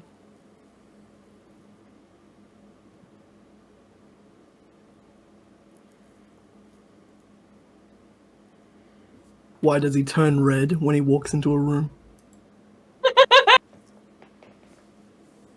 Well, there's plenty of things. But the answer to your question was yes. Althea says, "It doesn't have to be in the Citadel. If I can meet him, we can go to the hills." That's what I was going to say. We can go somewhere else.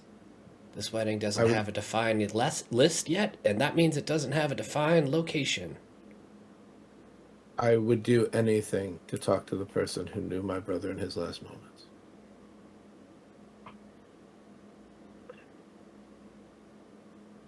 Miranda is going to very quietly just go,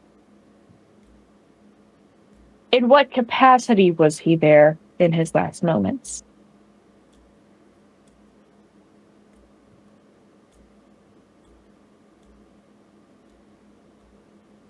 Ava just says he was there spying on the Prince's circles in the abyss. Okay, so he wasn't directly responsible. And you're not going to try and, like, stab him. Ava just says out loud, devils and demons don't get along. And now it's Atlas who says, excuse me, devils and demons? Yeah, we were only kind of joking when we kind of went through the, you know, The red in the there. room. Yeah. And he says this explains why he can't go into the Citadel. Mm-hmm.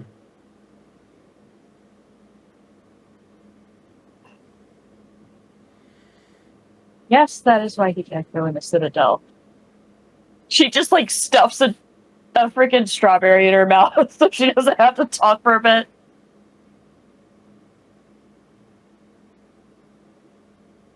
I would very much love to talk to him.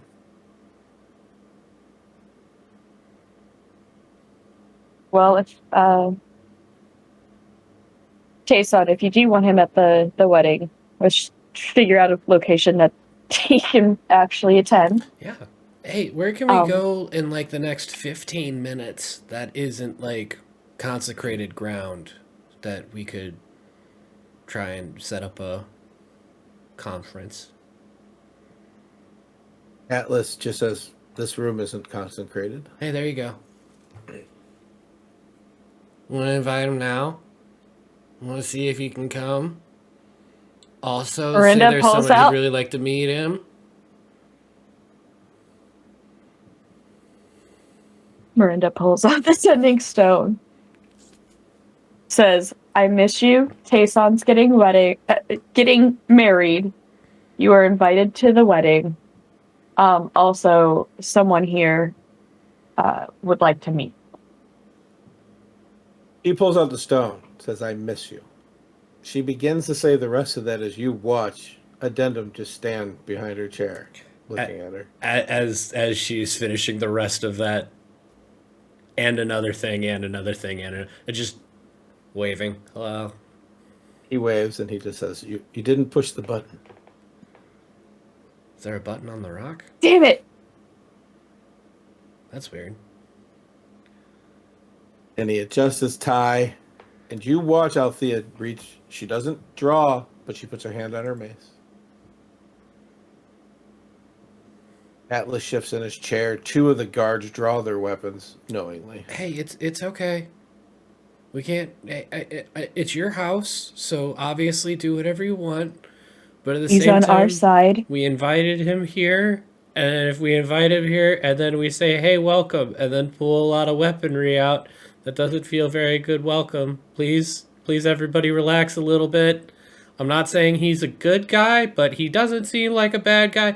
At the very least, he's very fair, and he's biased towards us. So that's solid. So, like, stand down or something. And then Addendum says, and truth be told, one of them just needs a reason to take a shot at me as he's staring at Algie. Yeah. So, hey, that's a great. Hey, if he hasn't fired yet, then like all of you need to calm down a second, okay? To be fair, this is the most even a fight I've had with Addendum since I've met him. You can't say even a fight when there's not a fight. This feels like we're just pushing towards the wrong direction. I'm trying to get married. Knock it off. My boyfriend. Everybody, calm down. Ava says, oh, he is your boyfriend. There it is.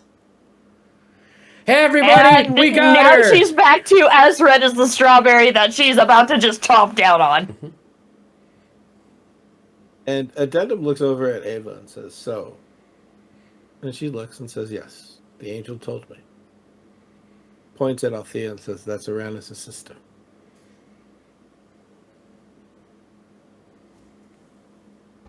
Addendum inhales, thanks,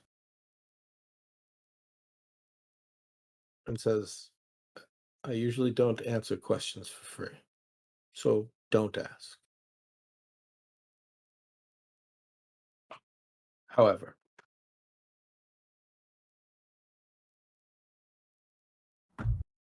and he thinks back.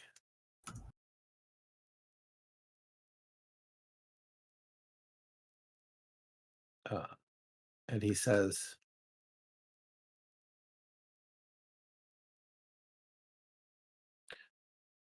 Aranis' real name was Solus.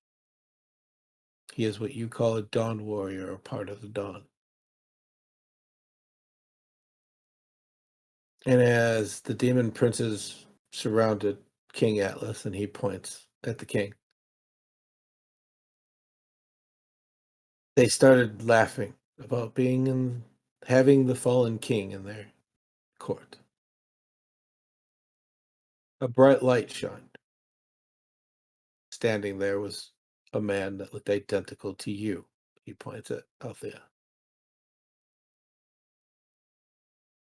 With authority, he claimed, "Your work is not done, King Valinor."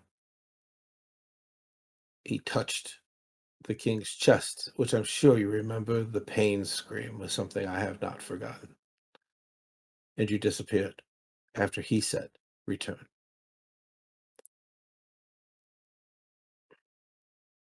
As the demons surrounded your brother, he smiled. He flashed his wings. And he said, and you see addendum, huge smile, "You fucked with the wrong family."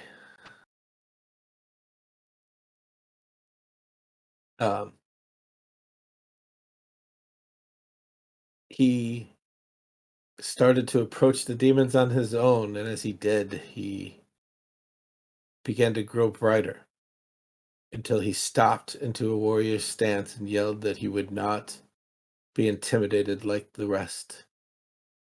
And his final word was Axios. You watch King Atlas shift in his seat and sit back, almost scratching at his breastplate. Althea looks over. "Thank you. I always wondered if I made up that word in my head or if it was my brother. It was the last thing I heard before the silence." A tear comes down her face. She wipes it. And he says, "But what you don't know is he released," and he looks at Ava, "the full being of wrath upon that place, destroying part of the abyss. The soulless, the top, avenging angel of the God of creation upon the pits of hell. He returned to the dawn. And he demanded that the gods leave the trials of this family to him, and threatened all the lesser gods of the pantheon that if they were to come near you or any that he loved again, that he would attempt to destroy them. Those are the last words of your brother."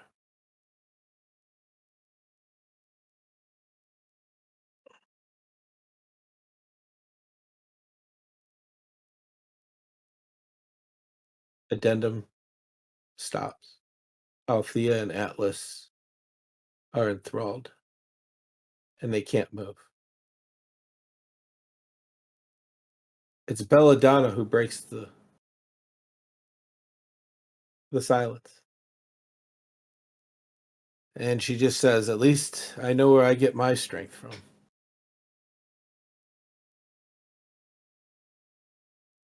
And everybody kind of laughs at that and eases up.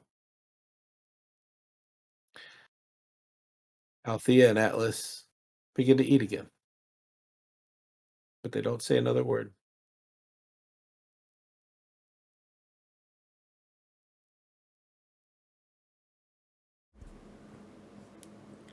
All right. So, how much time is left until we need to like start conducting this fucking ceremony?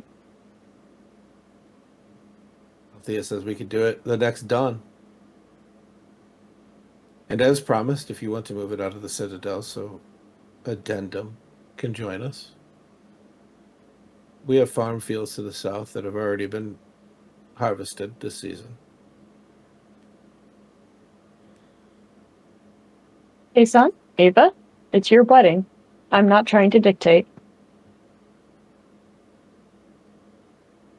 Okay. Ava says, yeah, we kind of promised that Yeah. it didn't matter. Yeah. It doesn't matter.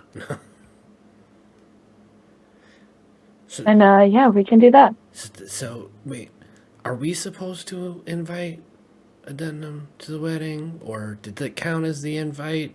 Because he kind of showed up as you were talking about it. Hey, Addendum, you want to Apparently, come I to my hadn't even wedding? clicked the button. Well, Addendum says, well, if I heard correctly, I was invited as a +1 from you already. Yeah. Well, you were Are we meant to invited be on. asking Addendum Yeah, questions? yeah.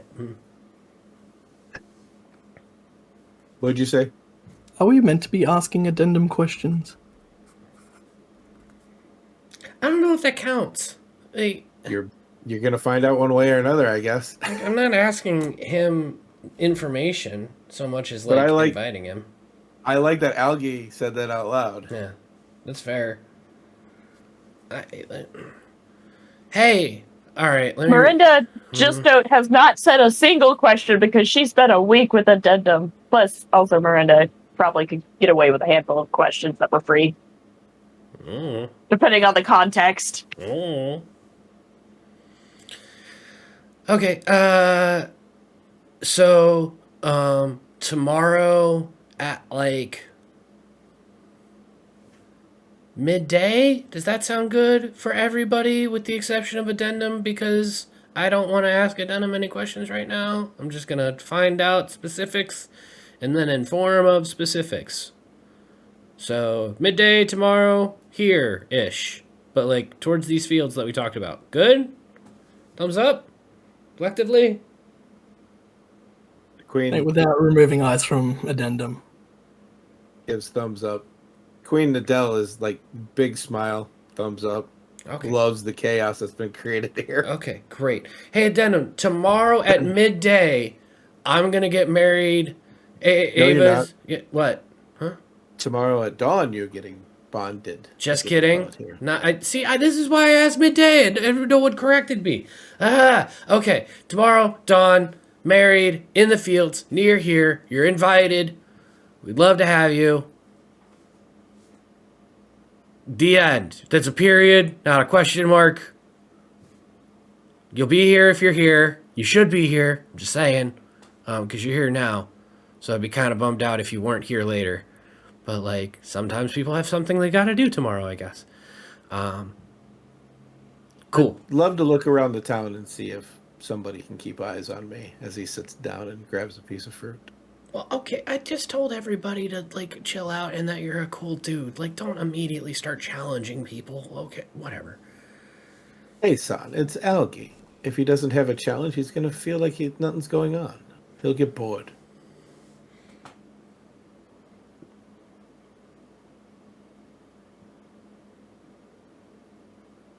Yeah, the intense glower sells it. Okay, fair enough. You're right.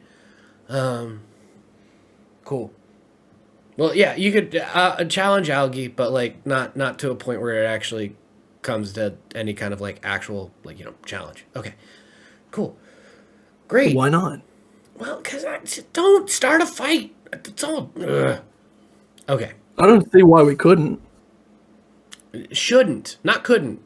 You're very capable. We're all very capable. Yay, capability. But like, consideration, okay?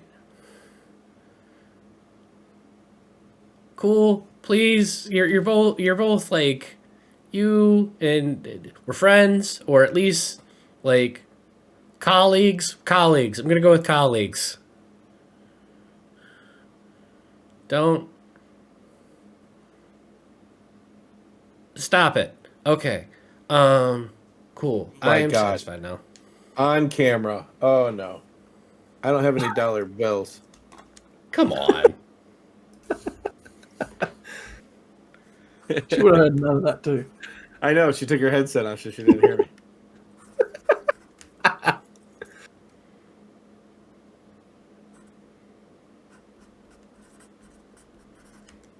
I can't hear you.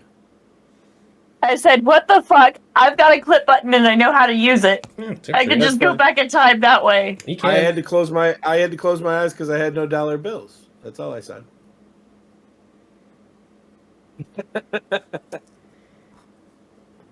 Don't randomly say that to strangers, by the way. I like Yeah, Lucy, she's my friend. You don't do that, people. Look, it's different if there's consent. We've already started making all of the inappropriate jokes. Like,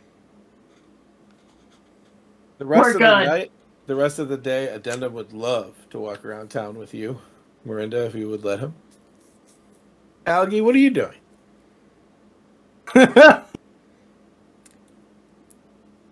Yeah, that better not even be a question now.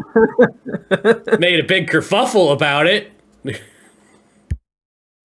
There is a good part of me that actually wants to challenge Addendum.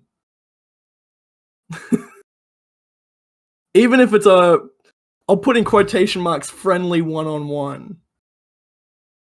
I would like to throw hands with Addendum.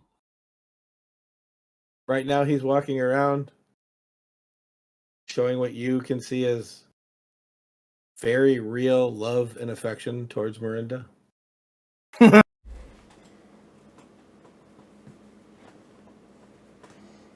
As you stalk them. It's not even. I think I'm gonna try and get even if it's a public place. I think I square up.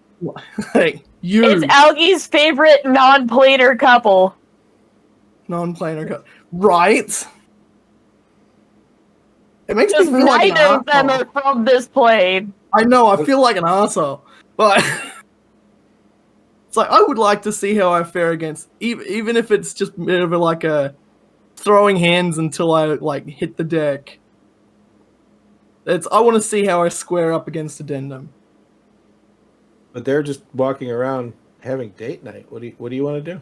Yeah, it's I think I come up behind him. I'm like, Addendum, you and me are having a fight right here, right now. Maybe it doesn't feel like one.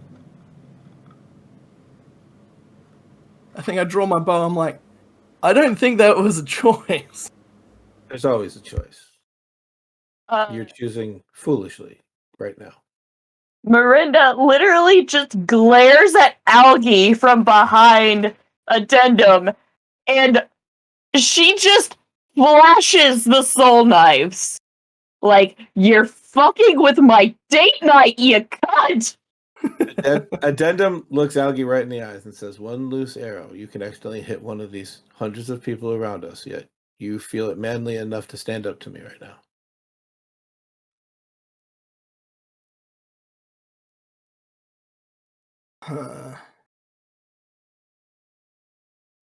I'll tell you what, when it's all said and done, me and you, until one of us doesn't exist. I think I knocked back. Now Miranda freaking, not pistol whips, but like knife whips Addendum with the soul knife. Excuse me. It's like, I think I walk out and I've put my bow away and I put my hand down. I'm like, till death, and I put my hand out After everything's done, and he shakes your hand. and I shake his hand. Now, Miranda please. is fuming at both of the guys now. Now, I've given nothing to Miranda and I've walked away. From like another place to eat across the street. Ava and Tayson just like food in mouth, just like, oh, that sucks.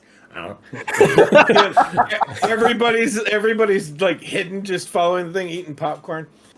Addendum just as soon as Algie's gone, Addendum turns to Miranda and says, "You can take comfort in knowing that not a single blow will happen." I don't think that really makes it feel any better, Addendum. Honestly. He needs something. I gave him something.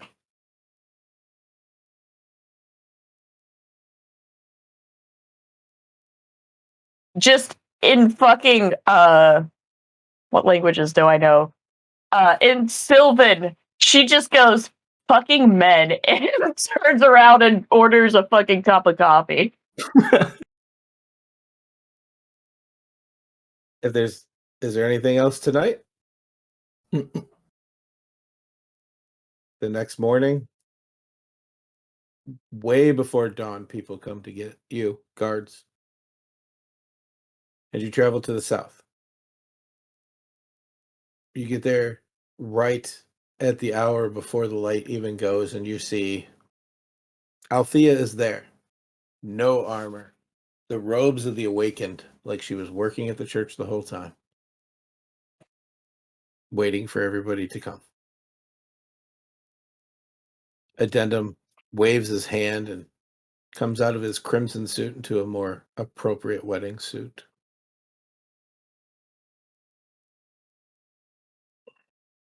Miranda has gotten into the pretty blue dress that she got in the Elven territory. Yeah, he will make it so he matches. And you all get into Althea points. Tayson, if you wouldn't mind. Ava, if you wouldn't mind. There's no walking up to the altar. There's stationary spots. There are some seats out here already. In the dead of night, you hear what sounds like large wings flap and then go away.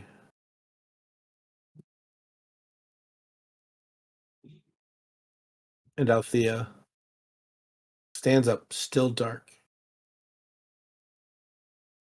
and says, "It is customary that I get to speak to both of you before the ceremony." And she turns to Ava. Ava, strong and strong-willed. Never did I think there would come a day that duty would be beholden to you, and you would find the decimara of your life. For those that do not know, those of us in diaspora believe there is a single set of soul. And it is rare, but amazing, when those souls are combined to become one. You have found one that has had a life of breaking and sorrow and found light through it all. As you have had structure and strength and found joy in your freedom, you will be his joy. He will be your light. This will be your gifts to the world. She turns to Tayson and says, "Tayson, you have accepted the proposal of my granddaughter,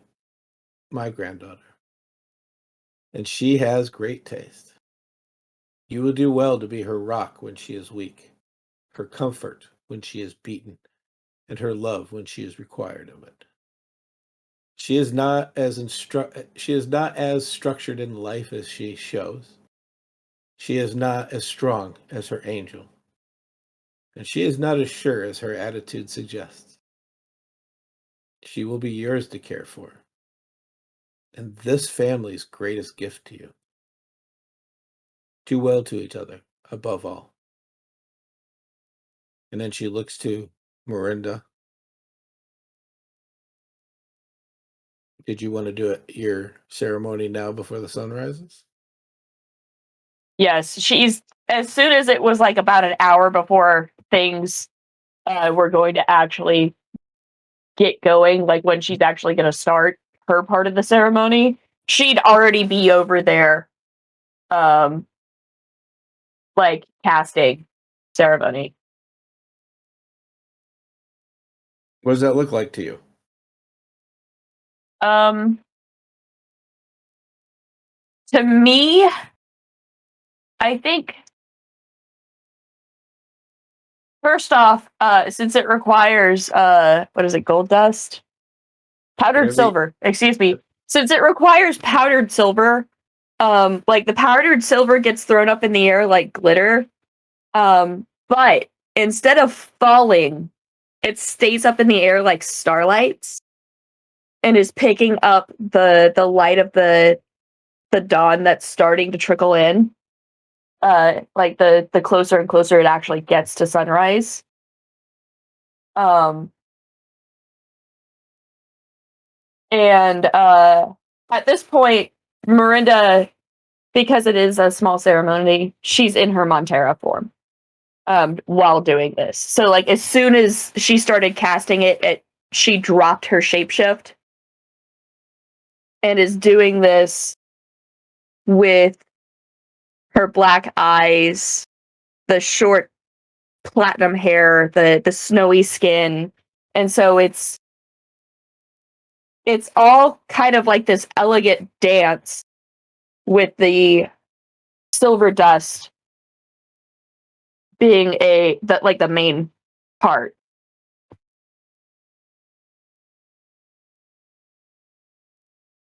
As you begin to finish, the light starts to break above the trees.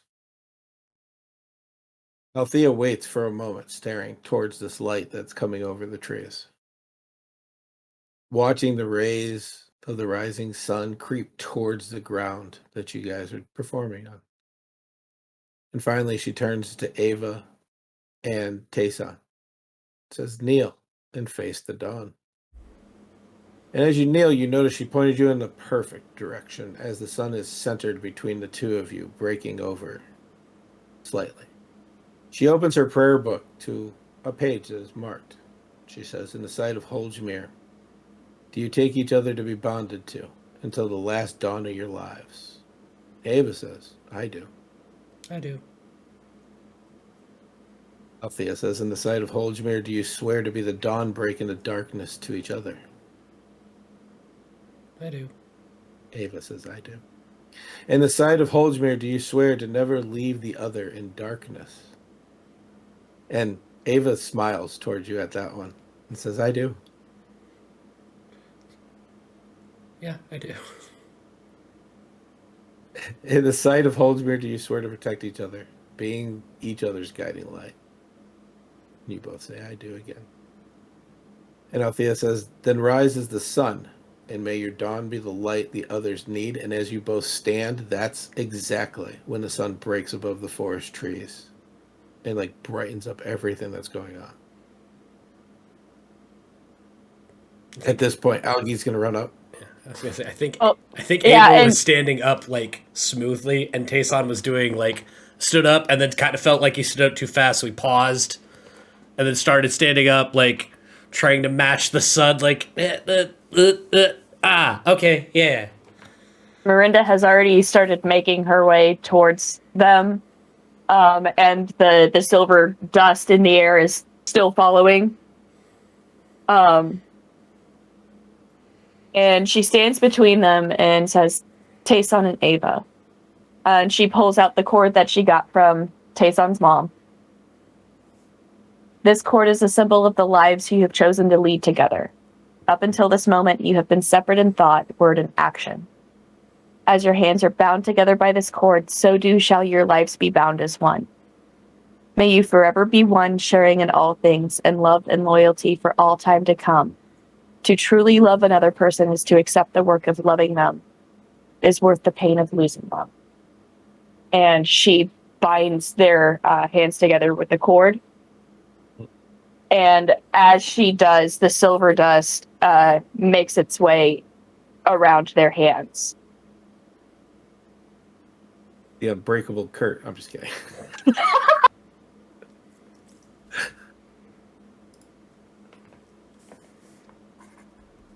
Algie.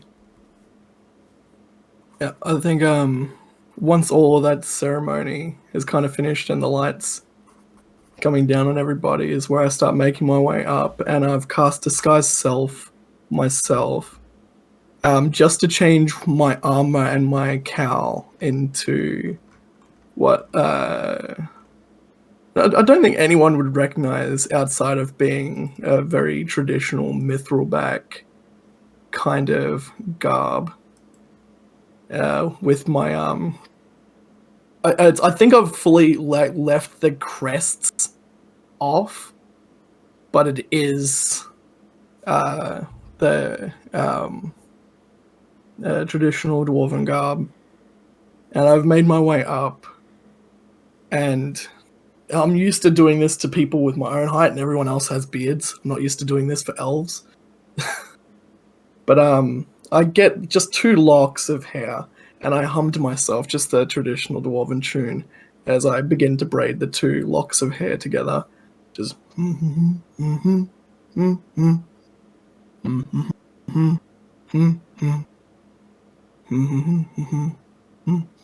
just a quick little ribbon around the end. Then I cut it, and I present it. And there is nothing. There is no speech or anything. It is just a very quick ceremony. As soon as you cut, you feel the ground tremble as 2 adult dragons land. One breathes acid, the other fire into the acid, and as quickly as they do that, they fly off.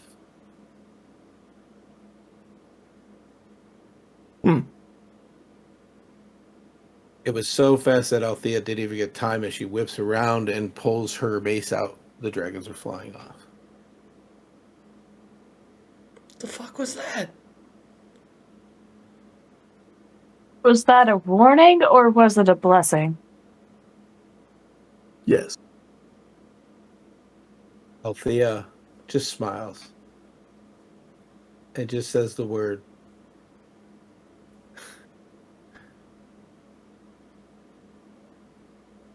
Not. It's very faint. There's a word. It just sounds like she says felt.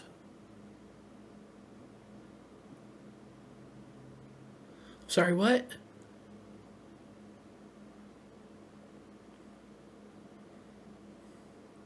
My adopted daughter. I believe those were her children. Cool. Okay. Is she mad she wasn't invited? That was scary. You moved on 300 plus years ago. Okay. You couldn't have invited her unless you did what they call the seance thing. Okay. I should be less terrified right this second is what you're saying. This is the second wedding that had dragons at it. And Althea just says, my brother's was the other.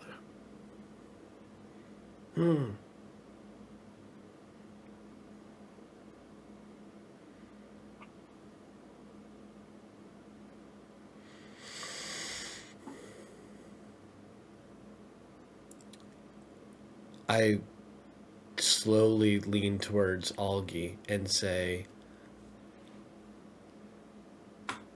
I don't...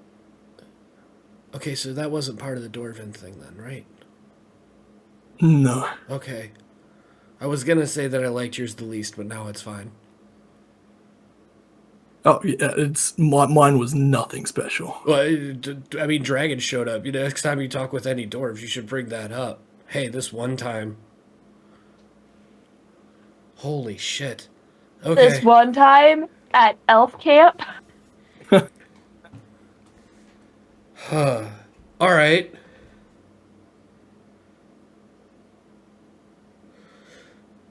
So, sorry, I wasn't ready for that part. Is there anything else?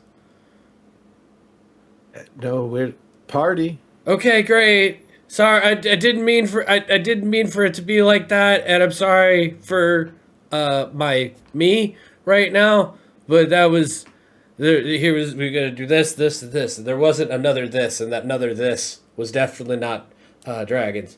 Cool. Okay. Refreshments and stuff back at the. And then I just sit down like like in the crash, just right there, just right there. It's up there, back where we came from. Shit. Okay. Althea will be like, well, there was the respect that dragons had for my brother as well. He used to collect their scales from their fallen corpses for Ava. His Ava, not yours. Do I need to collect dragon scales or something? No, I don't. And Ava just says, well, I mean, do you love me? Yeah. Shit. Okay. She grabs your shoulders and she's, I'm kidding. I mean, you might be, but I don't know.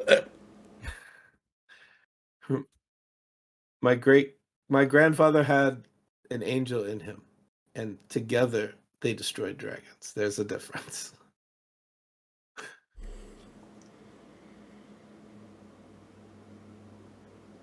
Your family's weird. Yeah, you're not doing too shabby yourself. How many moms do you have? 3, if you count like everything that's happening. Is the teacher your mom or your dad? I'm still confused on that one. I don't think either. And then there was Xandro, Yeah. who's a demigod. Sure. And then Queen Nadell. That's one. Right. So that's 2 so far. Why is that we 2? don't know about the teacher. I'm going to count the teacher as one of your mothers. The teacher very much not my mother. Like I'm familiar with them. Like oh, okay. Yeah, they're not a mysterious character. I've only seen them once, and they pretend to be mysterious. Yeah. No, they're just and then aloof. Aloof is more the thing. I'm going to count the goddess Arlen as part of all that as well. So there's 3. Why 3? No, come on. What? Okay, you want to be that technical about it? Cool. You're married to me. They're your moms too. Boom. 5 moms. What's up? Yeah, I'm winning. You're the one that's having a problem with it. No, we're tied. That's the point. We're tied. We have the same amount of family. Let's go. Let's go. That works the other way around.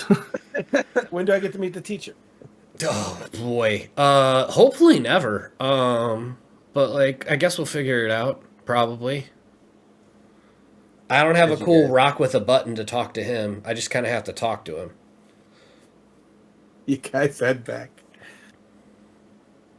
And there is a small reception just for you guys set up when you get back to the Citadel. That during that party, the queen hands a piece of paper, queen to queen, to Althea. And Queen Nadell just says, that's the magic circle address.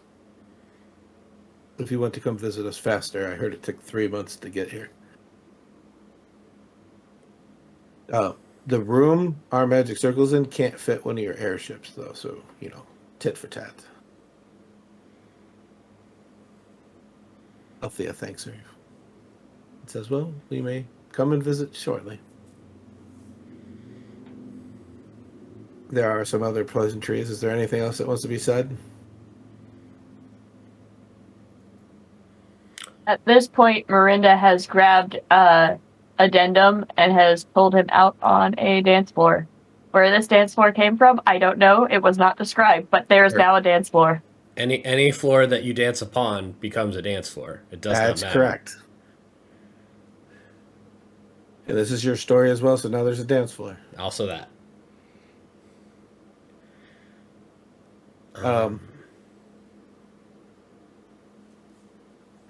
No, go ahead. No, I was thinking of something. I think it's going to be next time, though.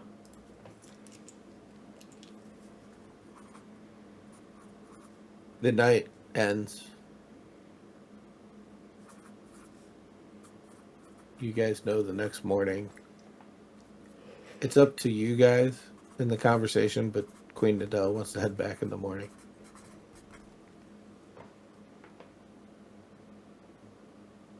You head to the circle.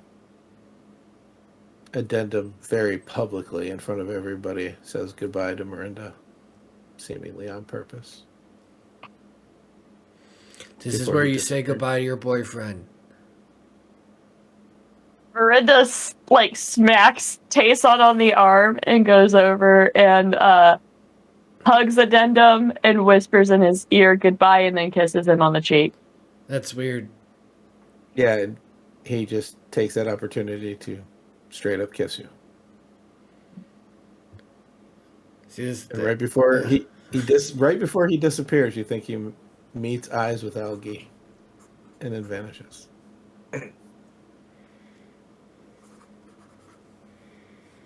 You all step in the circle. The I'm queen. sitting there just kind of cussing in Dwarvish, going, "Why did he have to make that awkward? Kiss her and look at me? No, look, no. Oh, Tayson looks at you and says, "Dude, I wouldn't." In Dorvish responds with, "Dude, I would not mess with him." I'm throwing it By- in Dwarvish still. I'm throwing hands with him. I've got no choice. bygones be It's part of what bygones. I've gotta Bygones do. be bygones. It's fine. It's not bygones by bygones. I've got a duty. He said duty in Dwarfish, which is just duty. Yeah. And the five of you flash, and you're in the basement of the castle of Metagan again. Okay. Ava, and just you guys and the four guards in this room, just says, who's taking whose last name, or are we just nixing that? I think it's hyphenating or just being the same. Like, I think we're fine. Unless you really want mine or really want me to take yours. Do they have to redo all the paperwork for you? I don't know that there's a lot of paperwork for me. If we do the hyphenation, because to be honest, if it lets somebody do their job, I feel like we should just hyphenate. Okay, that's fine. Wait, if you hyphenate names, do you have to change it to where it's the same last name hyphenated in order? Or would I like have my last name and then your last name? And you would have your last name and then my last name? We can make up our own last name. That's fair. Do you want to just make up a last name now? Yeah. We should. Okay. We're going to think about that. Do we have a honeymoon? Is that a thing? I mean, it's a tradition, but we spent quite a bit of time home. It was like a couple days. It was like a week. Yeah, it was 5. And we can, I mean, like, if you think the demons would hold off, I think we could take another week to ourselves. Good call. Okay. Let's see if anything terrible has happened here. Oh man, what happens if we go upstairs and these guards are just like, they're not even actually here. They're just illusions. And there's we get out of this room and it's just fire, brimstone everywhere. I hear what you're saying. Yeah. But then we won because we did the ceremony first. Oh no, we won either way. We're good. It's just how much more we got to worry about, you know? Oh, Rinda.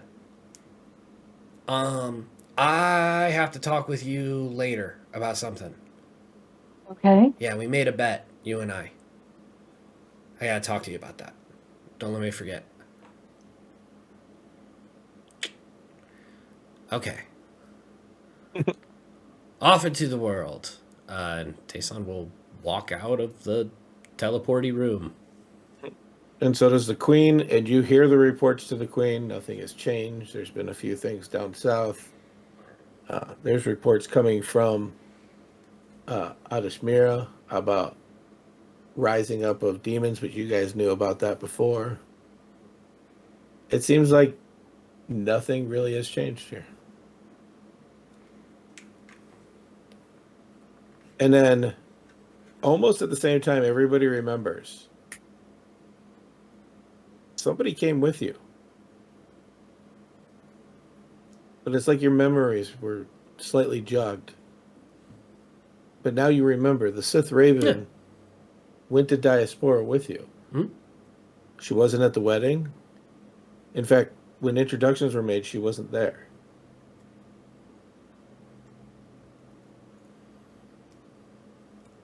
Had her own thing to do.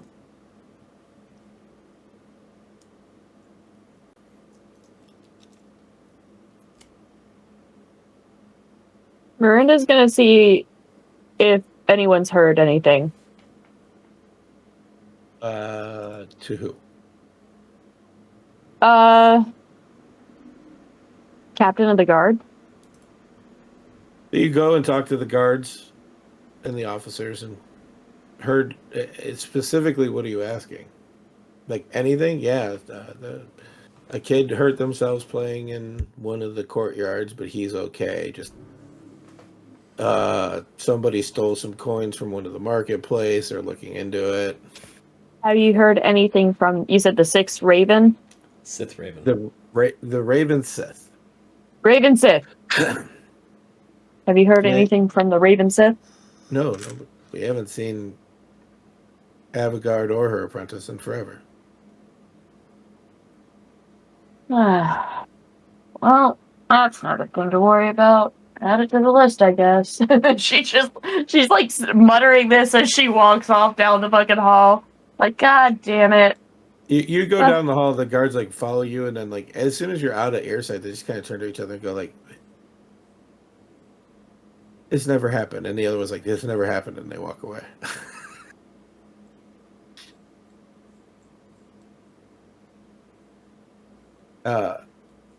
Normal day goes on, but I hear Miranda and Tayson booked some time with each other to meet up later on. So find Miranda. Hey, so Deimos. Mm-hmm. Bad dude.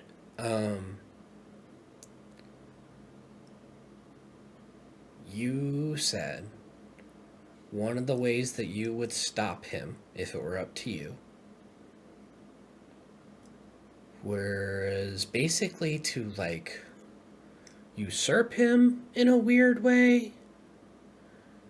And then the reason that you wouldn't become worse in the future was because we would have a failsafe in the form of your name.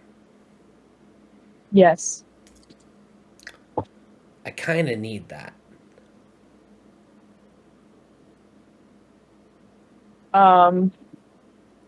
So in your head, you hear A name. We don't need to say it here. It's totally fine. yes, that the name Doc, you're muted. is Sorry. Hold on. Let's try that again. It's not like the listeners are going to use her name against her. That's not how storytelling works. Listen, I don't know. There's a Twitch chat. They could ask. What happens if they just start just like spewing her name in the chat, and then Lissa just has to like. Boltian. I'll put it in green room how it's spelled. Okay. It is her fey name, her true name. Okay.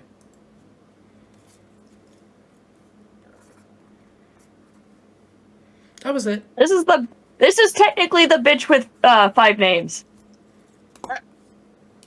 Or actually more, because she's also the champion of chaos.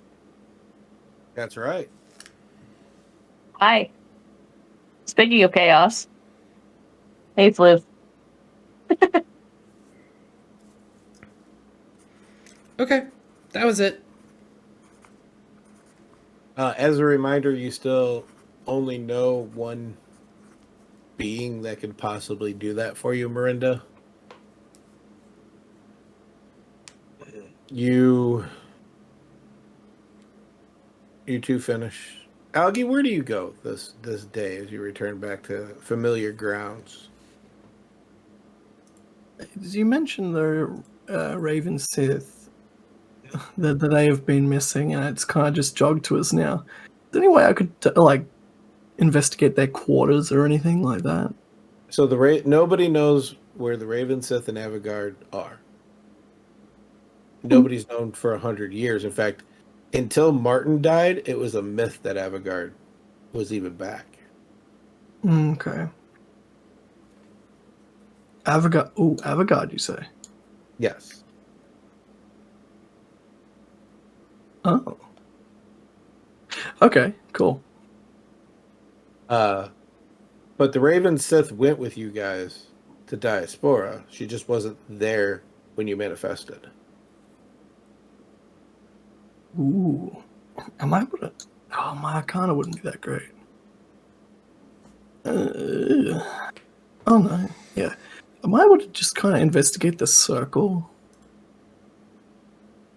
You want to go back to the magic circle in the castle? Yeah. I See if there was any shenanigans that kind of happened and they didn't show up. You would go and request to look at the magic circle, and there's a few wizards there from the spire that actually maintain it. There's a few guards there that watch over it, make sure nobody comes through. Ooh, in which case I'll nab one of the wizards too. Yeah, well, they're going to go down with you. And as you bring up your concerns, they look around, and everything seems to be intact. Nothing that would have it go awry. Avogard is rumored to be the most powerful wizard ever to live in this world. Hmm. And the Raven Sith is her apprentice.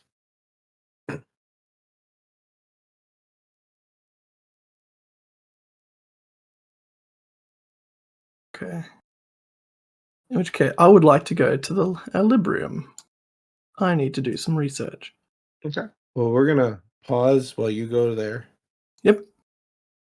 Tayson and Ava go to bed. Miranda goes to her room. And we see a large court. Hundreds, it looks like, of smaller chairs in a row, all of them identical. Brown-ish gold framework, white cushions sitting around. Standing in the middle of them is a familiar person, a female, with a yellow phoenix on her shoulder, talking to a man in plate armor. She says, Hosmer, the five have given their word. We will not interfere. Hosmer says, I haven't interfered. I have done nothing since you made that promise. I don't know what you're talking about. Arlen smiles at Holzmere and says, this is not an agreement that has loopholes. He says, there isn't. I put things into motion way before you talked to the cleric Shren. Things that the dawn has always done. I will make sure that the dawn always rises.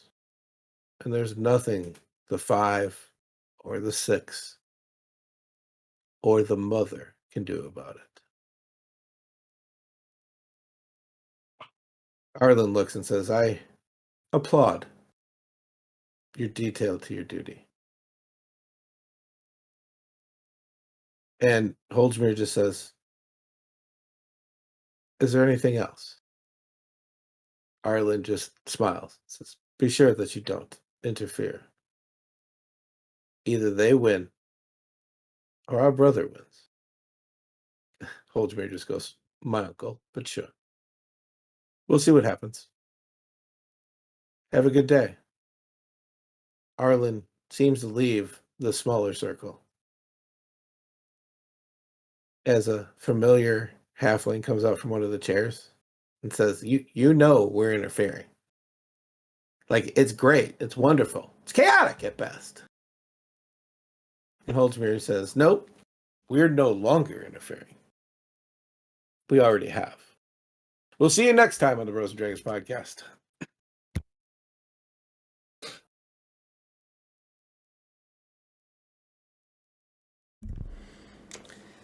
I'm married. are. I'm very upset. I gave 3 different people the opportunity to say marriage, and no one took it. So now I have to tell Amanda that this is going to happen at our wedding when it happens, because it has to happen I wasn't once. going to steal that. I wasn't going to steal that thunder. That has to be an IRL thing. No, it can Oh, be yeah. in all of them. I It can have be in told all of my- them. I have told my brother that if he does not at some point in my wedding start the marriage speech, I will be highly disappointed in him. It's what brings us together today. Speaking Marriage. about That telling most blessed away. speaking about not telling us things that would make us disappointed. Lissa, tell us about all your things so we're not disappointed. I'll be right back. Hi, I'm Geek Girl Lissa. You can find me on all the places with all the buttons. I'm mostly on TikTok and here on Twitch. On Mondays, obviously, I'm here. Tuesdays, you can find me over on Windermere Falls at Dead Bard Society's channel at 1 p.m. I am introducing my new character tomorrow, and we'll see how the rest of the party takes that.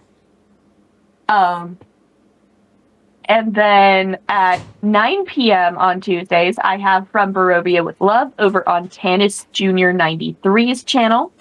Wednesdays, I'm over on Beggar Street at 9 p.m.